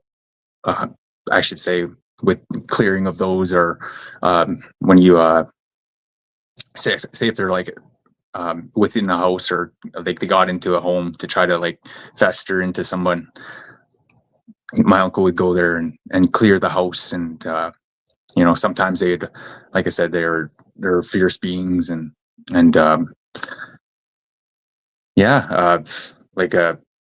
amongst them would be like that's like similar to like the buffalo eater spirit people, and like that's those ones, like on that level, they just run on the roofs and all over the walls and break everything they can, and that's a very nefarious one to deal with. And even though it's not physically there, like its presence is in the physical world kind of deal. Like, it's breaking stuff, like breaking through doors or breaking windows and making the sounds all on the walls, sometimes holes in the walls and stuff, and are breaking tables, throwing stuff around. Those, like I said, those are more common nowadays than because like I said, our barriers out in the lands are still up there, and like I said, the spiritual guardians that we've asked to caretake over the lands are still very, very much active to this day, and will continue to be in years to come, because of that alignment with the universe, and I should say with the planets, and the time, like where universe told us to place them, and the messages for that. And so but it, like I said, they try to poke and try to come like through, and that's usually like someone's I guess they got caught up in some dark vortexes, as I like to call it, or they walk through some in some darkness, or involved in some area that had the darkness in it, and it seemed to attract to them or get stuck to them or whatever and follow them. but like I said, it's the last case was like I said last year when we were just praying. We were praying for over the house there, and I was praying for some of my family and just to help them out in that area. And other than that, like not really like have you had to fight, like really fight, but like more like spiritual fight? Yeah. Oh yeah, that's like all the time kind of deal. So All right, let's continue on here. Let's go to who's our next question? Let's go to Amy here, who is asking, what is your opinion of the Sulkalu, the Cherokee Giants? we had giants years ago, like that, like in the ancient time, like hundreds of years ago. They were a part of like they're like amongst our part of creation, like they're amongst many of like I said, there was different type of beings that were all across this Turtle Island, and animal kingdoms and tribes, different type of beasts that existed many years ago. And giants were one of them, like these subhuman giants. And not a lot of them were very ethically, like they didn't really have an ethical culture or any kind of bounds. They were very brutish and crude, and often if they couldn't eat other humans, they'd even eat them, like their own weakest ones and stuff. Like they were very you couldn't reason with them. It was almost like you had to stay away if they were in the area, or if they were part of the mountains that they were in and stuff. And there was a lot of times our native tribes would have to go like certain routes or make certain places to hide from them, and or take the rivers, and boats would be getting smashed in with like rocks and different stuff. And yeah, these giants, like I said, they would just decimate people if they had the chance. And ancient times, a lot of bands and tribes and things like up here in the north, they like the Bloods and the Crees and the Peapot Indians, and a lot of us, we all banded together. Like ancient times, like the Blackfoots and Crees, they like a strong group together, and there was a huge confederacy amongst our people. And we actually did a lot of we helped each other out across the lands, and that friendship, that partnership led to a powerful enough group to take on those giants and eliminate them eventually. Like they were eliminated, those giants, because of like I said, they were becoming a problem and a threat to all of the societies around, in that sense, around the medicine societies. So it was kind of like a thing that happened in that ancient world. And they were the last one was hunted down in a cave, like in Swan Hills. There was like in arboreal forest, there was like a giant cave that they tracked them down and hunted the last one in. And that was the end of it, kind of deal. Of that giant, all those type of giants anyway. The other ones that were here, they left long time ago. That the intelligent ones, the ones that were like creating temples and pyramids in the mountains, those ones they took off. They used the portal to take themselves and some of the other animal beings, like that were subhuman animal people, and they went to another planet, and they I believe they continue to exist out there in their own civilization. They, like I said, they were very advanced, and they had their own ways to the universe, and they were able to do that. Let's get to another question here, Travis. Let's go to Blue Cruise. Have you ever heard of the giant cauldron pots in the forest that are dormant alien ET potential weaponry that will automatically activate when it detects the unique signature of an enemy UFO that comes near Earth? It's a far out question. That's a woo question, man. Well, that's like in terms of pots or cauldrons,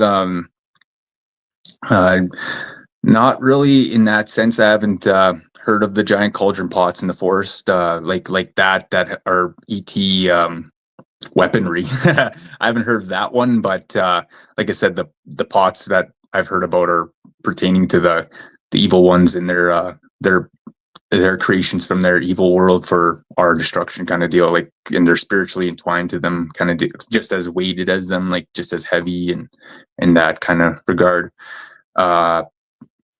The idea of the activation of alien weaponry, I've only heard of like such things like in terms of like ancient places and certain zones of our lands that would activate during times of like, for portals, and ships would come out of them, and like that, maybe that's a symbol of alien weaponry in that regard. But they would be able to open up portals from within the inner earth and come out, and depending on which type we're dealing with, some were good, some were not so good. I bet.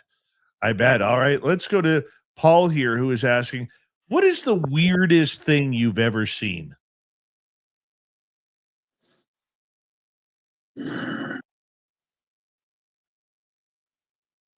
I couldn't understand why, on a spiritual level, this is like vision talk here. I couldn't understand why they needed my help, because I seen all this technology to help heal this extraterrestrial being, and I was like, how come this advanced technology can't heal this being right now? What's the deal? Like, why do you need me? Like, and they said to me that us humans have such a potential in that field of spiritual alignment in the universe, that we can actually heal spiritual bodies in the spirit and in that world, like the energy, and we can actually clear certain things that are within the spiritual body that are stuck there. So in order for that technology to work on that creature or that being, that had to be cleared out. And so like, it wasn't so much like that was like, it was weird to see that, but it was just like, it was odd to me that they needed that part of us to help them. And that was like that was like kind of like a sign of our connection to the universe and who we are as beings on this planet. And that was one there. All right, let's continue on. Let's go next to Hillbilly Herb. While snowshoeing in the bush, I knocked on an oak tree 3 times with my walking stick. To my surprise, it knocked back. Had 3 days of trickster shenanigans follow me after. Any idea what this was? That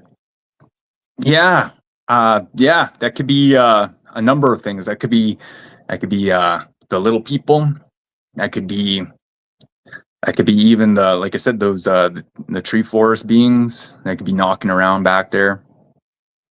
It could even be your connection to that, like I said, the area there could be trying to communicate back to you. There's like so many possibilities, but when you say that 3 days of trickster shenanigans follow you after, that sounds like you acknowledge something, and something's now trying to get your attention about it, or trying to get your like let you know that they're around. If it's bad, then I would set aside some time to align myself with the universe, and maybe set a prayer in motion for that, and for good things, and leave a little bit of tobacco out for the universe. And like I said, it's it depends. Like if it's a dark spirit, like I said, just you got to pray and cleanse your energy, and break that connection off from you. And but if it's a good thing, then just acknowledge that you had that experience, and like I said, you leave a little tobacco offering and be thankful for the knowledge that there is that other part of the world trying to let you know that it is real, that it is a part of our existence and reality. Let's continue on here, my friend. Let's go to Undead Jed. What do you think a Mothman is, and have you ever dealt with one? Those the insectoidal realm like of beings is so vast and so intriguing. Like there's so many different like aspects to them and their qualities and what they bring to this existence and in terms of spirituality and connection to the beyond. And like the Mothman is a very unique being in that regards to it always seems like it's there as it's always seen as like a warning, like a guardian that brings that kind of warning that something is about to happen or it's there. For me, that almost it's along those lines of that, like it's a guardian that's like there to like bring a messenger. It's there as like a like an acknowledgement that, you know, you're getting a signal, like a message that something's going to happen. So it's along that lines for me. What that being has been, you know, being reported to do. With the side of like the insectoidal realm, like I've seen so many different kind of ones, like including like grasshopper beings that have been dimensional, and they've come from they have like a whole like it's funny because they're like us, like out there, like there's another separate universe, but they're like us. They have like their own little grasshopper structures and like cities and like they have their own little worker class. It's funny, man. They wear little shirts and everything. It's funny. Like, I don't know. It's just like, it's like us, but they're in that dimensional reality. And this guy was like a gifted one that was able to like hop and visit different I should say points of reality, and I called him a hopper, right? Like a dimensional hopper. But anyway, that one was he was kind of a interesting sight to see, and that was like a ceremonial, like you know, I was able to have that opportunity to get that clear connection with that during those moments and see that being come through, and like I said, is a very natural part of our universe, and the connection to the other realities and dimensional frequencies out there. So, all right, buddy, we got about 6.5 minutes to go. See what else we could get in here. Let's go to Jules here. What is the significance of seeing the elder brother of the forest, Sasquatch, in the Cree teachings? Oh, yes, there's a lot of healing there with that one. It's taken as a good thing, like of our forest, like needed healing, or the area needed healing or protecting. So it's kind of like you leave it be. You don't go and try to like get involved. Like investigate. What is it doing here? You know, it's kind of like you acknowledge that, like, oh, okay, all right, I just saw that, and it kind of like it will set you back a little bit. Like you when you see it, it will set you back. Like it will kind of like take you a moment to regain your whole grasp of reality. Kind of like you kind of question what you just, you know, encountered, and if, you know, it can make you feel odd or that feeling of like out of place or whatever, because it's just something that just was out of place, right? Like, but it's totally natural. And the big man himself like provides a lot of parts of like in terms of culture. They're there connected on that spiritual plane. Same thing with us. Like we always regard him in high regard with the connection of guardians to the forest. So we always prayed with them, and they'd often honor our ceremonies and come to them, enter them through like the spiritual, like they'd come there with their spirit forms and be there with us praying and singing. And these are acknowledgements because they're such a like so highly dimensional, like that frequency of our earth, like earth itself, like the planet earth, like mother earth is so dimensional in the frequencies that in its own natural state, like we just never discovered that. And that property and all the animals are on that level too. Like it's the natural world. Like that's the natural world, like that connection in the spiritual world and all those beings, and that's in that frequency they exist. And like people ask, like you know, will the bear fight the Sasquatch and whatnot? But it's like on that frequency level, they're in the universal flow, and they have their own guardians and spirits, and they have their own connections as well. And a lot of times, Bigfoots, they come back from the universe and the stars with healing, and oftentimes they'll heal people like limbs and broken bones, like in the ancient world, like even bring back life to animals if they find them dead. Like they'll breathe life into a bird, like, and just watch it fly away, kind of deal. And they're very when we pray to them, it's like an honor if you get acknowledged back, and they bring that energy to help, or so it's kind of like I said, it's part of our existence, our all of our relations, and you say that, right, in relations to all of the matter in the universe. So let's continue on. 3 minutes to go. We don't have many or much time for many more questions, but we'll get this one in. Do the S's or the W's, Philip is asking, ever have social groups, maybe in the deep forest? Yeah. There's a lot of times we suspect that they have their darker realms that they come from, and that they plan things, like they'll plan how they're going to infect a certain area to get into the most vulnerable souls, or to take like advantage of people so that they can do or inflict harm to others, and take from that energy. And they often do, like, they'll create certain anchors, like how we make our barriers to keep them out. They'll have like that opposite end and make like very just grotesque kind of like black stone edifices, and different kind of like formations that they use to anchor in their dark energy, and that they harvest all of our suffering, kind of deal, that they feed on, and create more of their they try to just multiply their evil in that sense, and try to infect our world with it. So like I said, it's there is that out there, and they do try to recruit people and make them evil, right? And yeah. All right, can we sneak in one more? Yeah, go for it. All right, let's go to Blue Cruise. Are there any unique attributes or characteristics of an S or a W cryptid versus an SW cryptid versus a W cryptid that would easily distinguish one from the other when they enter your area?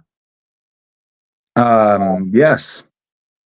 The S's will sometimes they try to trick people, and they'll look like they're half human, like, or they'll have like and then some part of their transformation will slip and a tail will come out, or you'll see hooves, or like their arms will reveal like dog like fur on their arms and stuff, like in terms of like the full on, like, looks like a wolf arm coming out of their sweater or shirts or whatever they're wearing, jackets at that time. And then people driving away from them, and then they're running right beside them at going like 50 kilometers, just running right beside the window, just trying to get in the vehicle and stuff, or jumping in the field, like jumping 20 feet in here in the field, leaping across it. There's been those reports. With the W though, those are, if you see it, you're finished, kind of deal. If you're not prepared and you don't know it's there, then it's like, kind of, that's not good. But if you're prepared for the W, then like you'll come across the carnage and all the things they leave behind. Sometimes they'll dress like, they'll have like the whole area is just covered in guts, and themselves just dressed in guts of the entrails of humans they just ate and things, and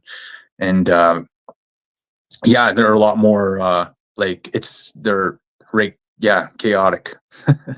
Travis, I want to say thank you for coming on Spaced Out Radio again. We're going to do it again soon, my friend. Another victorious show. Coming up next, we're skipping Swamp Dweller, Josh Rutledge of the UFO Report. You're listening to Spaced Out Radio with your host, Dave Scott.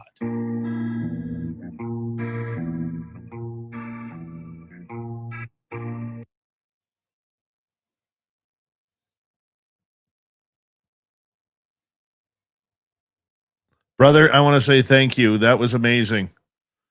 I appreciate the time we shared here, Dave. I always enjoy what you guys do here, Spaced Out Radio, and thanks for having me. And yeah, I hope you guys have the chance to check me out on the Kevin Costner's The West 2025. Episode 4. I was Quanah Parker. You check it out.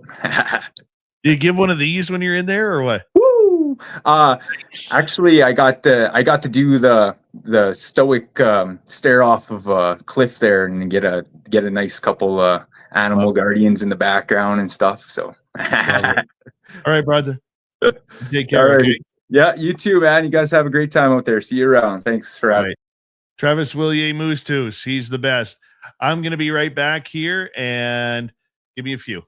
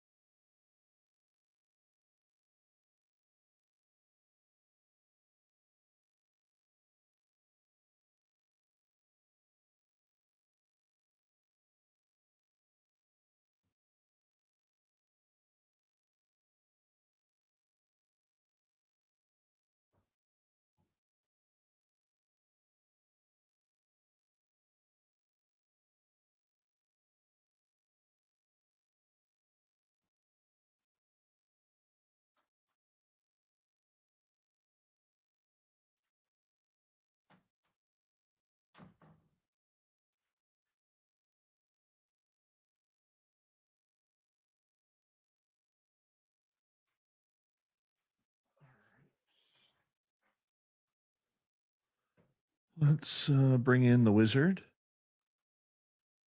So, what did you get up to today? Worked. Just, working. My kid's bathroom, the shower leaked into the garage. Oh no. So I had water mitigation out today to see, how bad it is, and then got a plumber coming out tomorrow to see what I got to do to fix it. So the joys of home ownership. Am I right? Right. All right, buddy. We got 28 seconds. No swamp dweller tonight. It's too much news to cover. Okay. Okay. We're going to go straight for it here. All righty. All right.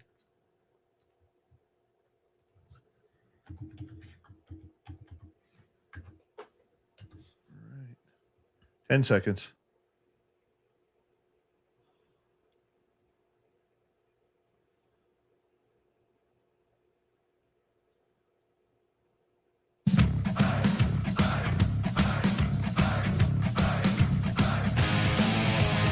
Here we go with the third and final hour of Spaced Out Radio tonight. My name is Dave Scott. Thank you all for tuning us in wherever you are on this beautiful planet we call Earth. Hello to everyone tuning us in on our terrestrial affiliates around North America, digitally on every major podcast network. Our website, spacedoutradio.com. We have a plethora of features for you. Rock out to Bumblefoot. Read the news wire. Check out our swag as well. You can follow us on X at Spaced Out Radio, Instagram at Spaced Out Radio Show, and on Patreon in the Space Travelers Club. The Desert Clam has set the password for tonight in the SOR Space Travelers Club.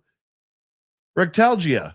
Rectalgia is your password. Use it wisely, Space Travelers, as the Clam sets the password each and every night right here on Spaced Out Radio. Now, if you haven't been watching the news, it's been a big night, big couple of days here in the UFO world, and we're going to get to it. We're skipping Swamp Dweller tonight, going right to the wizard, Josh Rutledge. Spaced Out Radio presents a UFO report. The UFO wizard makes his presence known. Josh Rutledge is ready to go.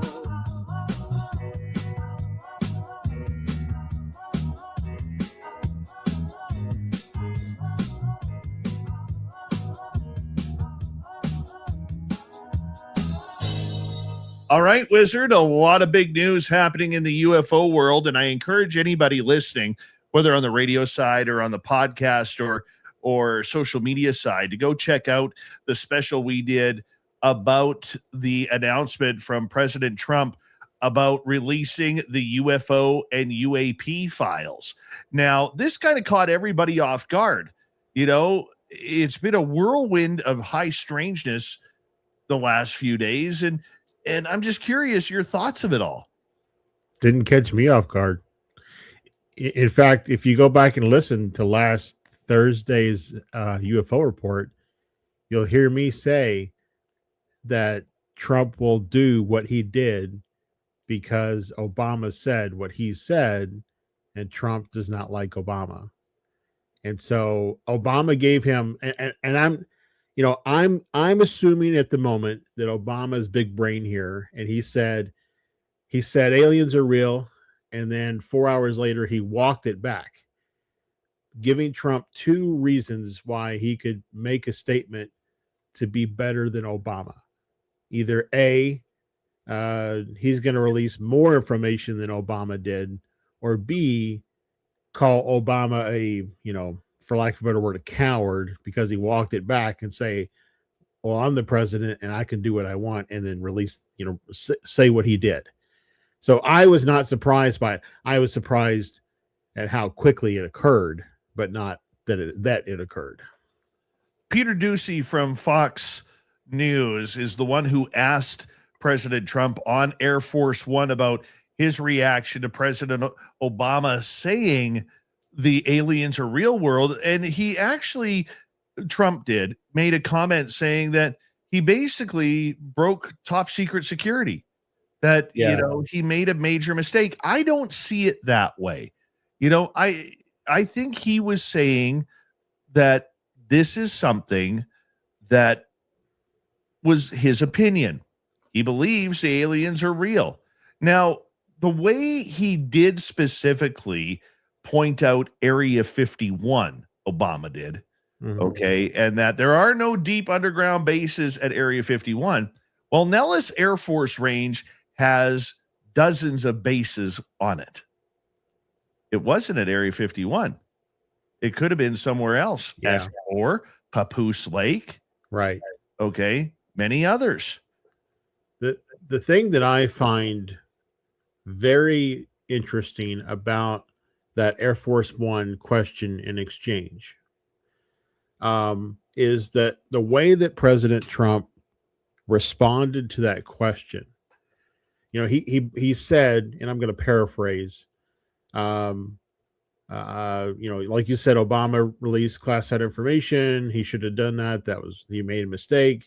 But then he said, I don't know that I believe in it, but a lot of other people believe in it. And then he asked the reporter if he believed in it. Well, that right there, to me, is very interesting from a person who was supposedly already planning a speech for disclosure. So it was supposed to happen, you know, in July and then in May. Like Trump's kind of demeanor in response to it all was just like, you know, I don't really know. I don't think there's much there, but maybe you do. You know, the guy, like, it just doesn't come across as, you know, he could have said, oh yeah, I'm planning a speech that I'm going to give that's going to lay it all out. He said nothing of the sort. He made no hint or anything to this supposed speech that he's supposed to be making sometime this year. So that to me, I think stood out as well, then where's this, you know, UK documentary guy getting his information? Because there's something wrong. There's something misplaced here. Well, let's look at the timeline. About a month ago, UK documentarian Mark Christopher Lee, who is a guest of ours on this show back in November, he literally said that he had a source within the White House that was willing to go on record in a press conference, okay, that President Trump had a speech already prepared for July 8th to announce UFOs and aliens. Now, July 8th is significant because it would be the 79th anniversary of Roswell. Then that timeline shifted to May 1st, but Mark Christopher Lee was still steadfast while people were saying this ain't going to happen. Your source is wrong, you know, and he's like, just wait. And then about a week and a half ago, Laura Trump starts talking about it.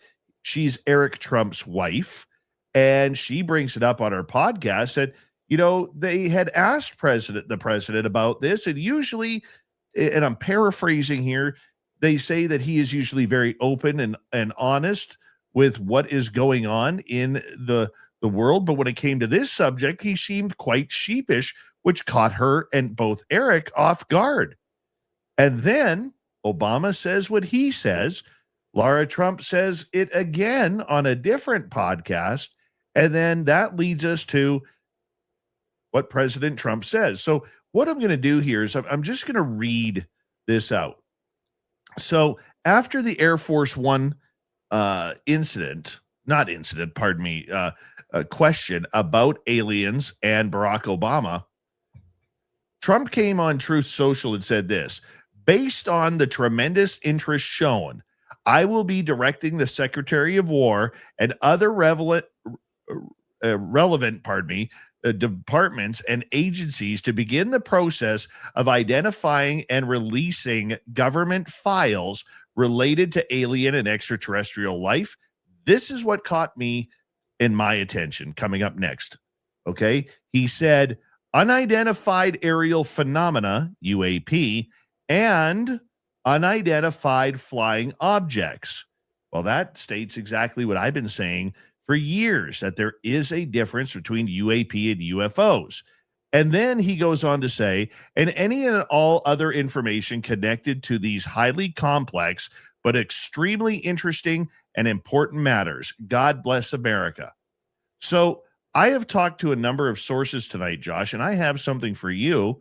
A statement from former CIA person, John Ramirez. And Ramirez, I was trying to get him on the show for tonight to talk about this, but he couldn't just due to some personal stuff. But he said this as the following. POTUS Trump's next step is to hold a press conference from the White House and declare that these files are forthwith unclassified, which only he can authorize. Second, POTUS Trump must declare a blanket amnesty retroactive to World War II for the federal and corporate employees who were involved in hiding these programs and who were engaging in adverse actions against individuals who sought to bring these programs to light.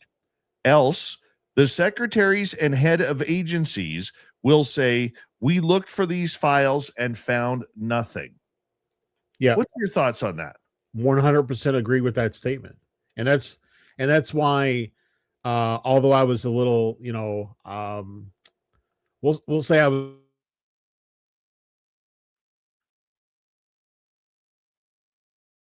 I think Josh froze up on us there. Getting back to the John Ramirez statement, that was an exclusive statement to Spaced Out Radio. And Josh, we got you back now. Okay. I don't know what happened there, but I was just saying that, it's kind of the same feeling that I had when I saw that post from Trump for True Social. It's one thing to direct your people to look into it. It's another thing completely to make declassified so that it can be shared with whomever is interested in seeing it. So yeah, I completely agree with what John highlighted there. The reporter did ask Trump on Air Force One towards the end of that questioning piece if he was going to declassify those files. And he kind of made the statement as like that trailed off, you're the president, you can declassify anything. So, maybe he will. Maybe, whatever they find, he will declassify it as well. Like we've also talked about before, I think a vast majority of let's say artifacts or assets related to past retrievals or whatever, bucket they happen to fall in, likely all reside with corporate, contractors. So, at most there might be, here's all the stuff, up through ALSAP or ATIP. But it's not going to be the, quote unquote smoking gun that we all hope that it's going to be, because as much as Trump may declassify those documents within the government, he really can't force those corporate entities to release anything that they have. That is true. And once again, if we can believe that most of this, if not all of potential crash retrievals, alleged alien bodies and everything have been moved towards private sector, okay, like the military industrial groups, Lockheed Skunk Works to name one, they're probably the biggest one, then we know that the information is going to be null and void because private corporations are exempt from FOIA requests. And they're not going to give up any information. That is the trump card, pun intended, that we will have for not getting any information. It will be very interesting to see what actually plays out. Many politicians, including the typical ones, Anna Paulina Luna, Nancy Mace, Tim Burchett, Eric Burleson, who've all been championing the UFO cause, they have actually been sounding off on social media saying about time we're going to get this. about time we release the files. But they're also taking it one step further, and I applaud them for this, where they are all saying this has to be unredacted. We need to know names. We need to know people involved. We need everything. Now they can stamp their feet and shove their arms in the air and yell all they want, but in the end, it's going to be a real battle between national security history, and what the public wants today. What's your thoughts, Josh? Yeah, I would agree as well. I think, one of the things that it could potentially lead to is right now what we suspect is that those private corporations have, inherited most of this artifacts and assets over the years, but we don't have any way to really prove that that's the case, right? We not to the extent of forcing those corporations to release their information, but just to be able to say, hey, we followed the paper we followed the paper trail for Roswell. Let's say we followed the paper trail, and it ends right now. It ends at this place for us, and we can't see anything past that.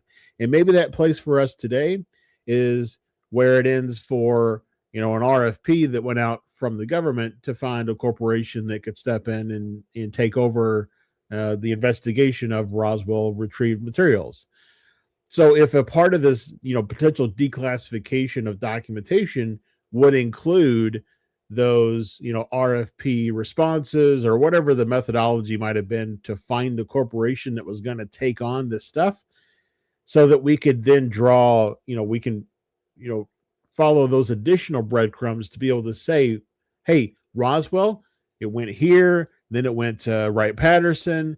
Oh, then it was transferred to California to Skunk Works.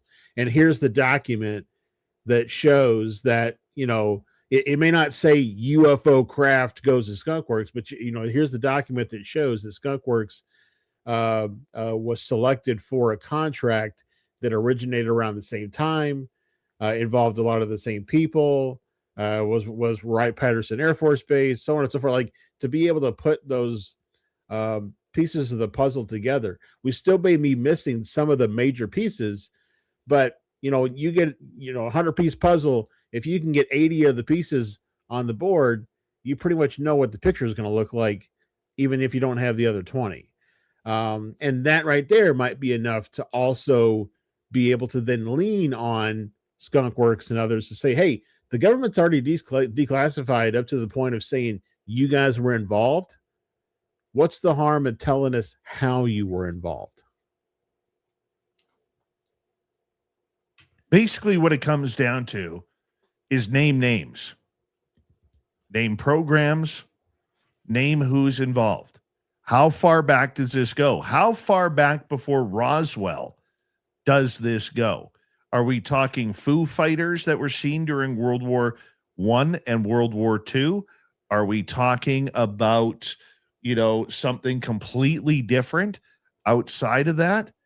Are we going to get answers for whatever flew over the White House? Those lights that everybody has seen, there's the famous picture of it. Okay, are we going to find out that Eisenhower potentially, allegedly, met with extraterrestrials trading humans for technology? Look, and you've heard me say this, and our longtime listeners have heard me say this, there is this UFO Pandora's box at the Pentagon that has all the answers and all the fallacies that we have been led to believe or denied over the years. If Trump has that key to open up that Pandora's box of the UFO files, it really needs to be open wide. But in order to get there, what do you think about the idea that many people like Science Bob, who we had on our special that we did on this, saying that there has to be amnesty. There has to be people who are allowed to speak where they aren't going to get in trouble for breaking their NDAs or their top secret security oaths.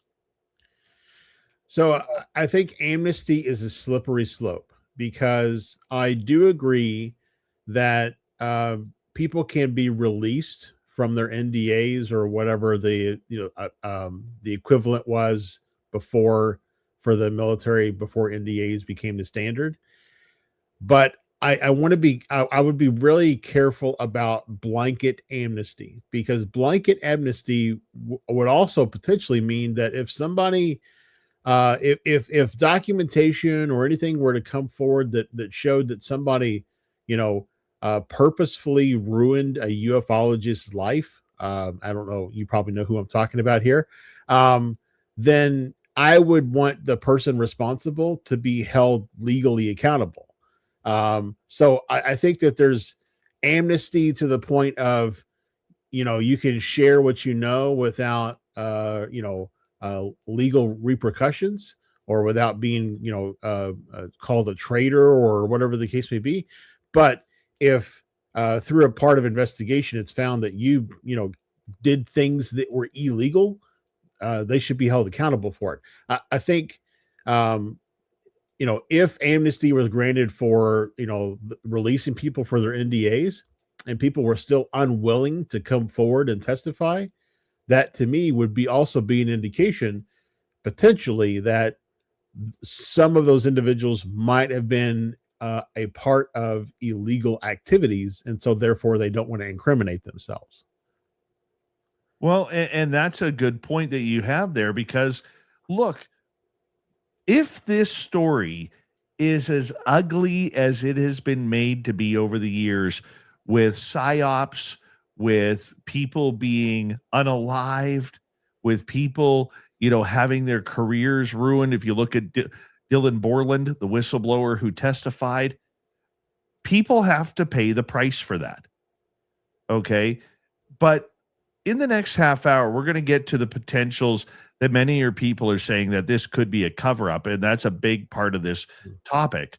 But I'm curious to see how far the president runs on this story, because the mainstream media, doesn't matter if they're left leaning or right leaning right now, they are all over this. Mhm. They're in shock. And I think it looks so good for people like us, Josh, who've been called tinfoil hat conspiracy theorists our entire life, where we're able to stand on top of the mountains and chant, "I told you so." And I Yep. think it's good. I think it's great that the door is open, but how far that door is going to open is a completely different story. Yep. Yeah, I agree. And with the Trump media team and their kind of flood the zone mentality, how long is this going to stay in the news cycle before it's replaced by something else? So where do we go from here? What should we be looking for? So we got about a minute to go. I mean, obviously, it'll be interesting to see if additional reporters kind of pull at those threads. We got one interview on Air Force One. Will there be others to kind of continue to pull at that thread? And I do think that amnesty should be considered, but I don't think it should be blanket. I know somebody in the chat said, it has to be blanket or nobody's going to come forward. I don't know. I feel like people like what's his name, the scientist guy. I'm totally blanking. It was just in the Age of Disclosure. Eric Davis. I feel like if Eric Davis had his NDAs released, he would come forward. He would spill his secrets. I don't think, now maybe he's not been a part of anything that's, illegal or illicit. And so that's okay. But I think that, releasing people of their NDAs, but stop short of full amnesty. Is this a cover up to other matters in the world? We'll find out next. This is Spaced Out Radio and your host, Dave Scott.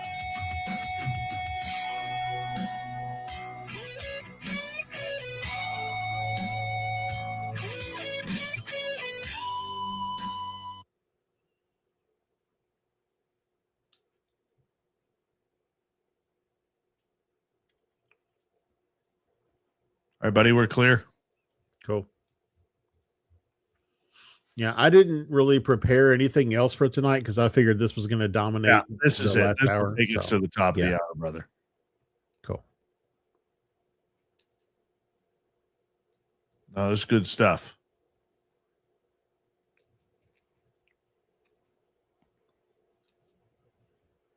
Good stuff. It's too bad you couldn't make it for our panel there, dude. Yeah, I watched a little bit of it when I had it on while I was working on some stuff. I'm on basically two different projects right now, and they're occupying a lot of extra time. So, but one of those is going to fall off after next week. So,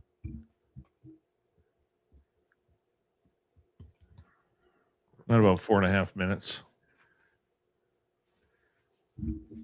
I came home from work today and I had like 8 deer in my yard. It was awesome. Lex Diaz, how you doing?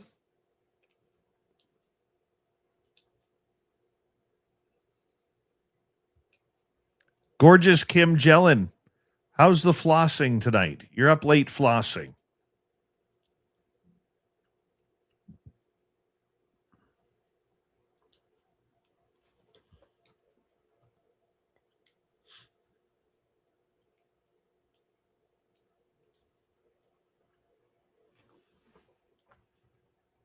Gizmo, how are you tonight?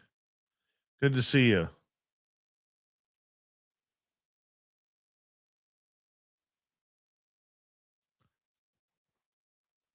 Yeah, man, this has been insane. Wasn't insane since about 5 o'clock. yeah, it's funny because I just watched a video earlier today from on the Vetted channel. It was Yeah. like from 2 days ago when Obama had just made his statements and stuff, and it was responding to that. And I mean, it really is interesting how fast this has really developed. But you Right. know, like I said, I am not surprised that Trump responded just because of who said it. You know, if it had come out of Bush Jr. or George W. I don't think it wouldn't go anywhere. I think it was because it was Obama. Yep. That's why it garnered the attention from both the press and from Trump. I agree with that. I totally agree with that. At about 2 minutes and 20 seconds.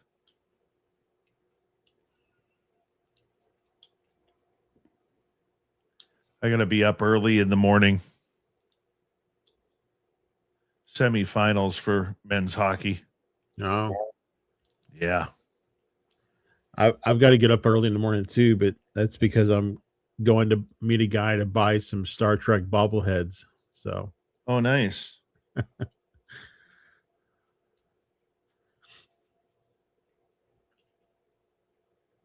Temperature is it there? 59 right now. If I was outside, I'd be shivering. You and I have a 65-degree difference right now. Wow. It's minus 21 Celsius, minus 6 Fahrenheit outside of studios right now.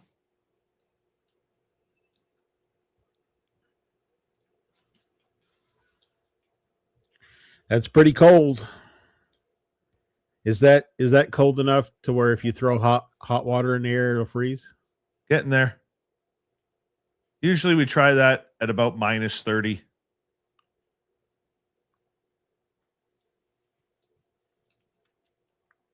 And like I said, it really sucks because the past 3 weeks we've had like spring-like conditions here. So everybody is thawed out. Like Mhm. you're not winter prepped anymore. And then you get hit with this shit. It's ridiculous. Warden Dragon, how are you? You got 30 seconds.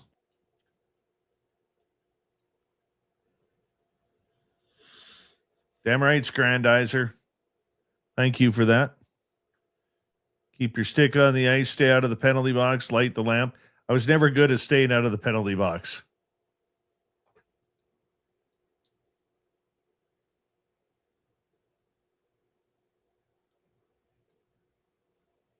Yeah, talking about whether there was bad weather back.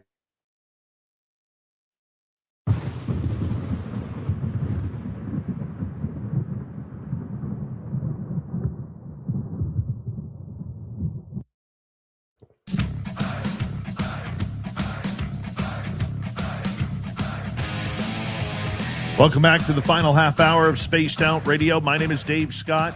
We got the UFO report with the wizard, Josh Rutledge, coming up right now. And Josh, one of the big things that people are talking about on social media, and the media is even talking about this, there's a lot of bad stuff happening in the world. It looks like tensions are escalating with Iran. We have, the president's name all over the Epstein files. Tensions are growing once again between Russia and Ukraine. There's a lot of ugly spots right now. And even in Alaska, NORAD put out that there was an influx of flight activity in squadrons going right along the Bering Strait between Russia and Alaska. And they were kind of having a my plane is better than your plane type of attitude up there. There seems to be a lot of tension right now. Do you think that this UFO story is going to try and sidestep some of the actions that are going on around the world right now, especially for the United States and the president? Is it potential that it's being used as a shiny object? Look over here. Don't pay any attention to the man behind the curtain. I mean, it's possible. There's, like you said, a lot of stuff going on. There's continued fallout from the Epstein files in Europe and the UK. That old, what's the king's brother or whatever was just arrested, I think earlier today or yesterday. So, there's a lot of things that, like you said, that are happening, that are actively happening. And it's very possible that this is just some sort of this will keep him busy for a little bit, type situation. But I mean, also like that's and I'm trying to make this statement and not make it political, but that's Trump's operating style when it comes to media stuff, right? He is unpredictable on what he is going to say or announce or talk about at any given time. So, I mean, it stands to reason that this topic was probably on the list of things to eventually throw out there, to flood the zone. It just happens to be that, we got it maybe a little sooner because of the statements from Obama. I don't know. I don't think it was a matter of strategic decision for him to make that Truth Social post in an effort to distract anybody from what else is happening in the world. I think it was just, again, it was fresh on his mind. For all we know, Junior talked to him about his statements that he made on Air Force One. Like we've talked about, Trump Jr. is very interested in the topic. And that could have been enough to get Trump to just, go ahead and throw something out there. Before we went to the break, you used the word cover up. I don't think this on its own is a strong enough statement about the topic to be perceived as a cover-up. Now, if he continues, if he does what Ramirez says and goes, makes a press conference and declassifies, documents and stuff, it could potentially turn into that. But right now, for what it is, I don't think it's strong enough to really distract most of the world away from the other things that are happening in the world. I also think it's really interesting. I listened to, or I saw a post from Sean Ryan, his reaction to Obama's statement. And Sean Ryan said, Obama went on this podcast, this no name podcast, is what he said.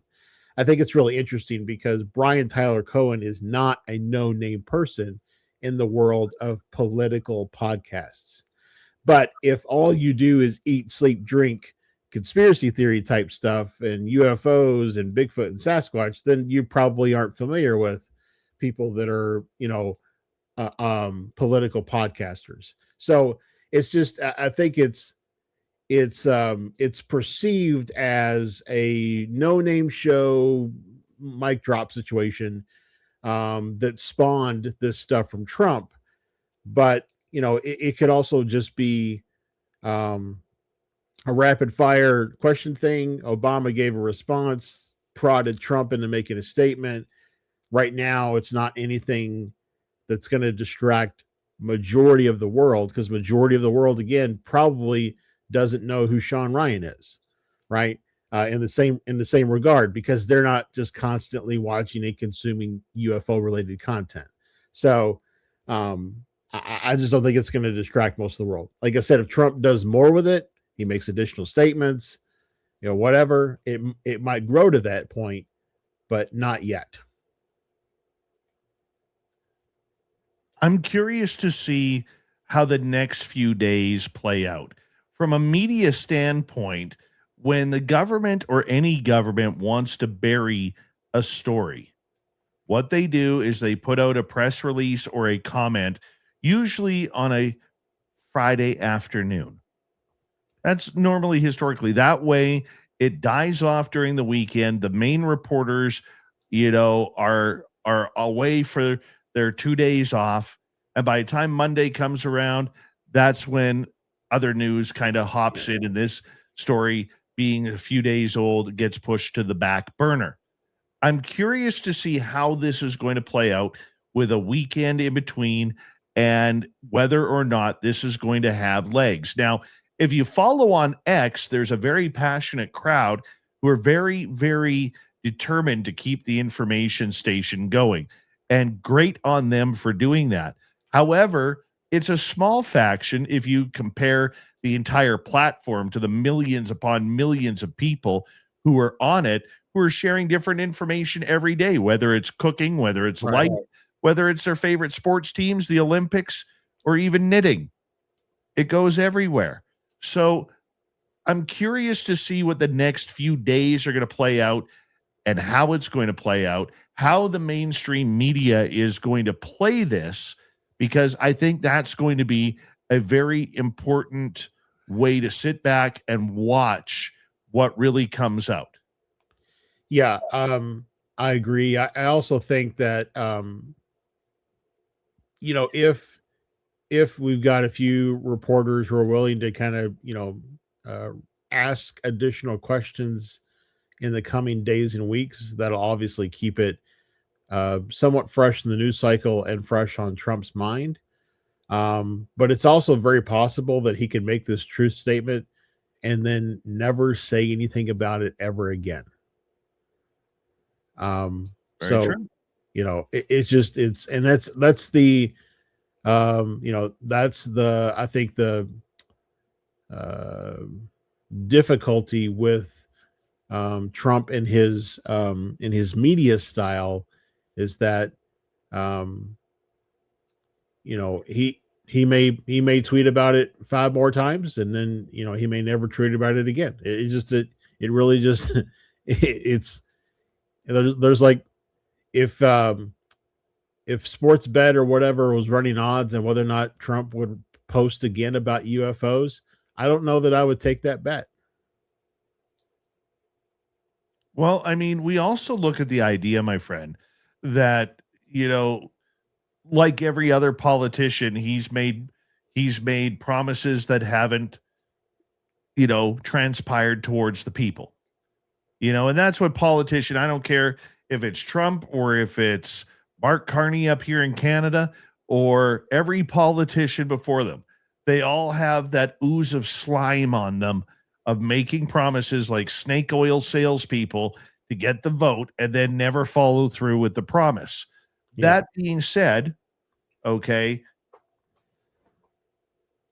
the mainstream media now has to do something that they've never wanted to do before, even in 2017 when the videos of the Go Fast, the gimbal, and the Tic Tac were released. Now, because a sitting president has talked about this, they have to make it a story. They have to make it and cover it the way it's supposed to be covered. And they're going to be at a loss because they've never wanted to cover this story. And I've argued with people many times over the years, people who've never worked in a newsroom, but a friend of a friend of a friend of a friend's cousin worked in a newsroom. There's never been CIA or Secret Service in a newsroom saying what can and cannot be played on air, okay, or written in a newspaper. The UFO story has always been buried in the mainstream because of ego in the news director's position and them not wanting to cover this story because they felt it would degrade ratings, it would degrade popularity and credibility. And that's why they've never touched it. It's not like the old Robin Williams movie, Good Morning Vietnam, where, the ticker tape would come out with the story and he'd have to get it approved or disapproved of whether or not he could read it live. It's not the way it is. Okay, story has always been about ego from news directors and program directors because they didn't want to see their newsrooms become less credible because of the UFO story. You look at News Nation, how much heat they have taken in the last couple of years since they started because they took this story seriously and tried to cover it like mainstream news. But guess what everybody tuned into News Nation for? UFO reports by Ross Coulthart and others. Yeah. Fox News, their biggest days in ratings happen when? During UFO coverage. Tucker Carlson, when he worked there, confirmed that. Their biggest rated shows were when they did UFO segments. So it's not about popularity. People love this topic. What it is about is ego, that somebody's name or their station is going to be tied to the conspiracy UFO world. They don't want to be the minor league Alex Jones of this stuff.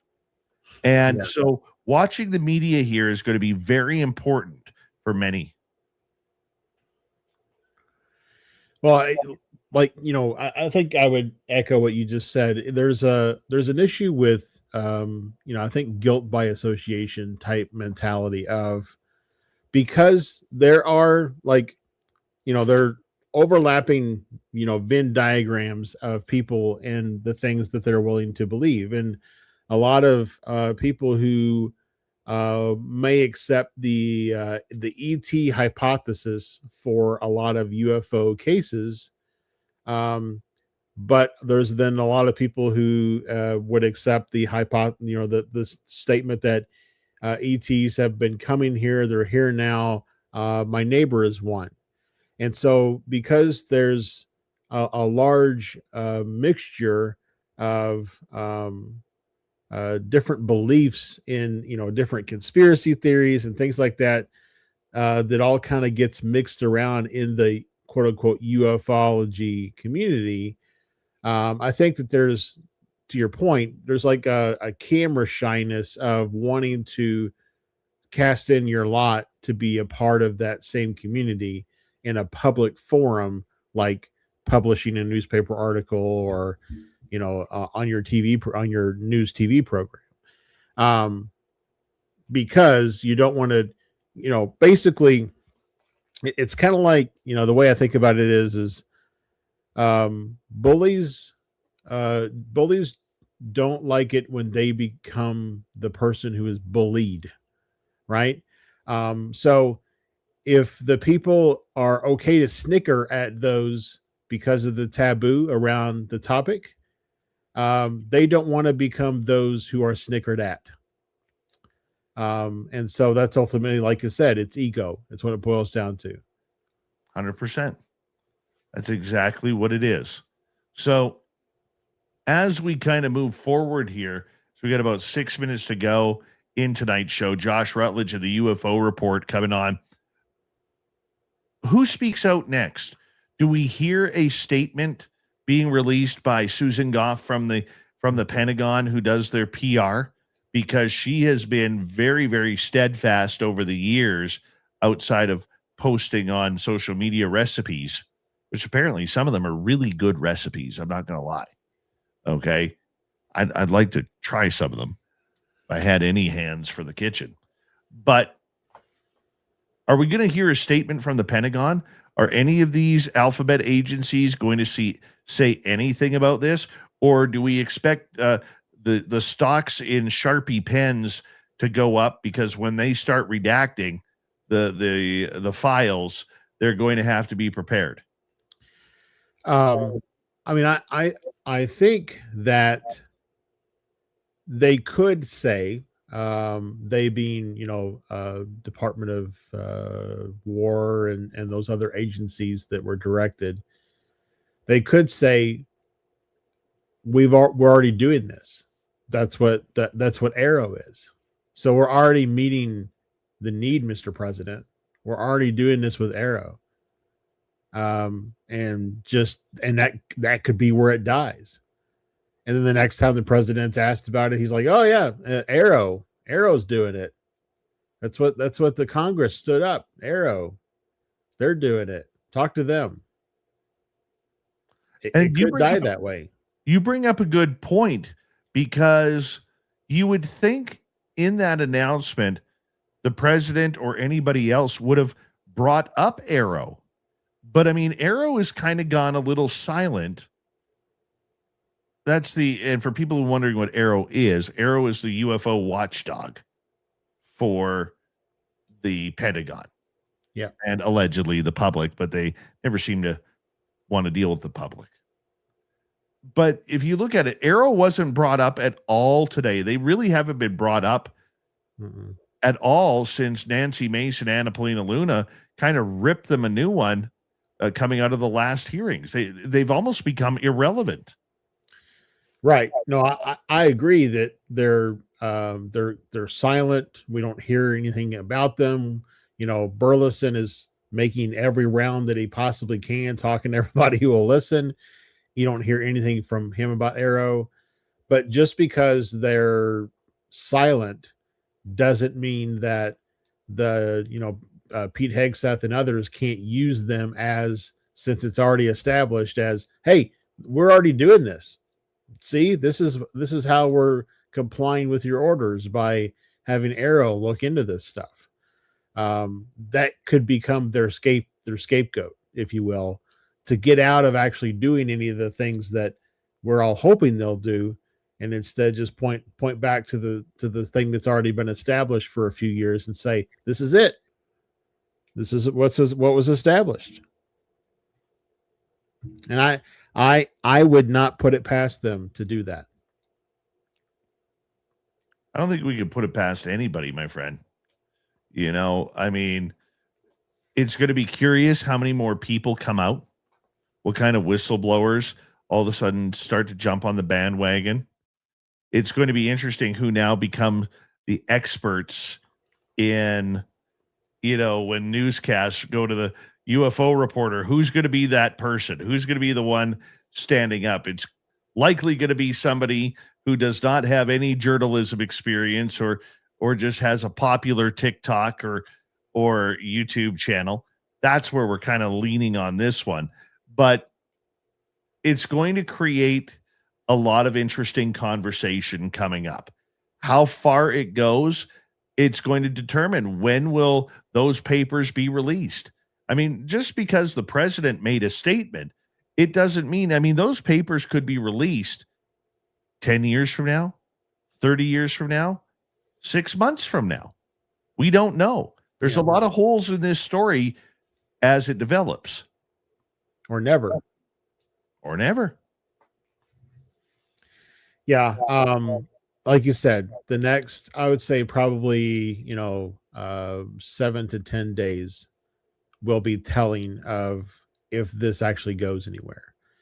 If within the next 7 to 10 days, we see additional stories, we see additional people talking about it, if Trump tweets about it again, then it might have some life and some legs to stand on. I'm interested though, um, where this might fit into the whole false flag initiative that like Greer and a few others have been talking about in recent years.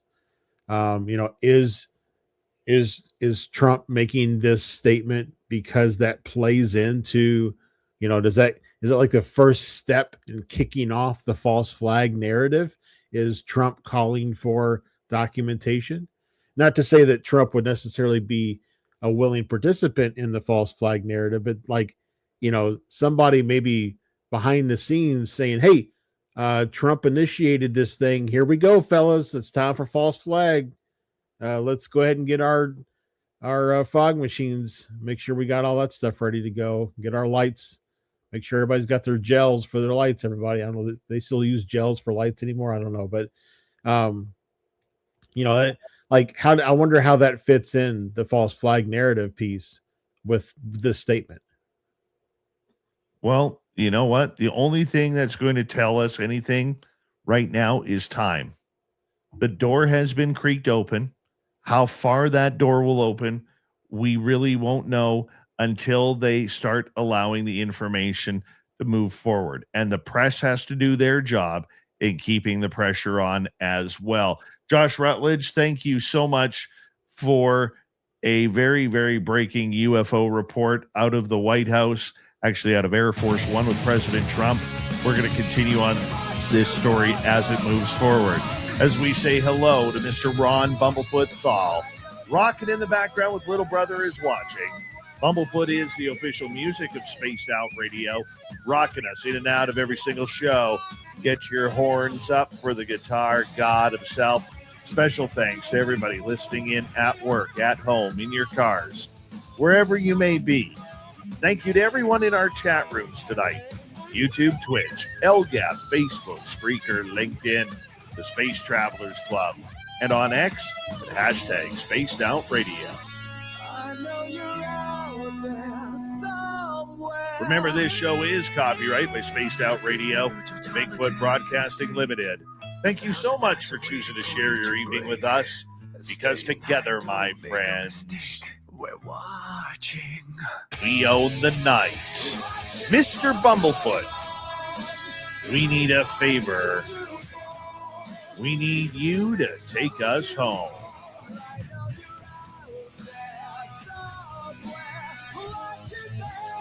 Yes, the Woo Train has docked for the night, but soon, my friends, we shall ride again.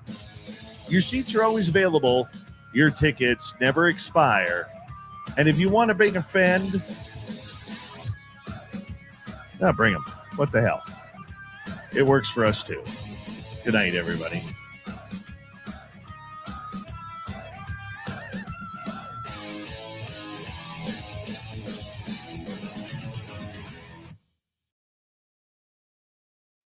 Can't believe how my mind just went blank like that. Holy cow. Like, it's not like you say it every single night, Dave. Right? I literally totally forgot about it. I totally forgot what I was supposed to say there. I'm like, oh my God, what do I say? Wow. That's always nice. All right. Thanks for helping, with carrying the conversation tonight. It was a great conversation. Yeah, thank you, buddy. You're the best, man. And I'm going to go ahead and get out of here, and you enjoy your hockey tomorrow morning.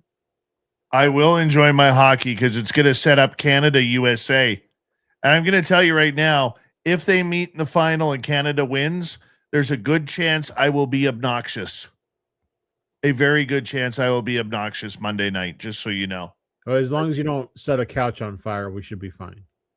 Yeah, I'm not Rockstar. I can't afford that. Surely there's some random couch sitting on the side of the road somewhere. Dude, in my area, you put a couch on the side of the road, it is gone in like 5 minutes because somebody's recycling. Yeah. We have share sheds at our dumps. All right. Catch you guys next week. All right, buddy. The wizard, everybody. The wizard. There he goes. All right. To all of you, I want to say a big thank you tonight to Area 54 ×2, Benno, Kitty Cattywhack, Gorgeous Kim Jellin, T-Bone ×2, Walter, and Creepy Pasta. Thank you for the love. Little Cam, thank you for joining the membership. Really appreciate you, my man, for doing that. That means a lot. Tomorrow night on the show, Jack Kelly is going to join us. We're going to talk about Atlantis in the Sahara, hour 3 with Lee. We're also going to get back to this, and we'll give you the fallout of what's happening in the UFO world. Guys, I have been on the air for 4 hours tonight, and so I am going to call it the night early. I got to edit this up and then get to bed, and I really appreciate each and every one of you. Do me a favor, leave a comment on this one. Leave a comment on our special UFO report that we did with Science Bob, Olaf Phillips, and Lee Strauss. I would greatly appreciate it. Don't forget to give us a thumbs up. Tell a friend about this show. And of course, if you don't mind, give it a share. I'd greatly appreciate it as we try to beat up on the algorithms that are beating up on us. So thank you, everybody, for everything that you guys do. It's so much fun. I literally had so much fun tonight. I really did. This is why I love what I do, is days like this and bringing it to you guys. I hope you enjoyed it as well. Thank you very much. We will see you all tomorrow night. Take care.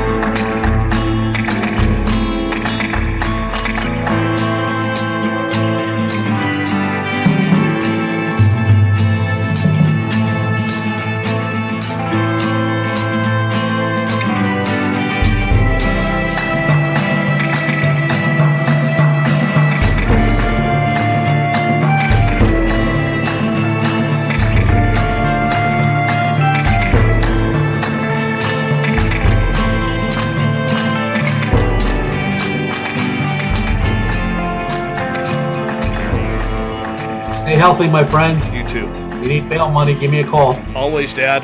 Take care. You too.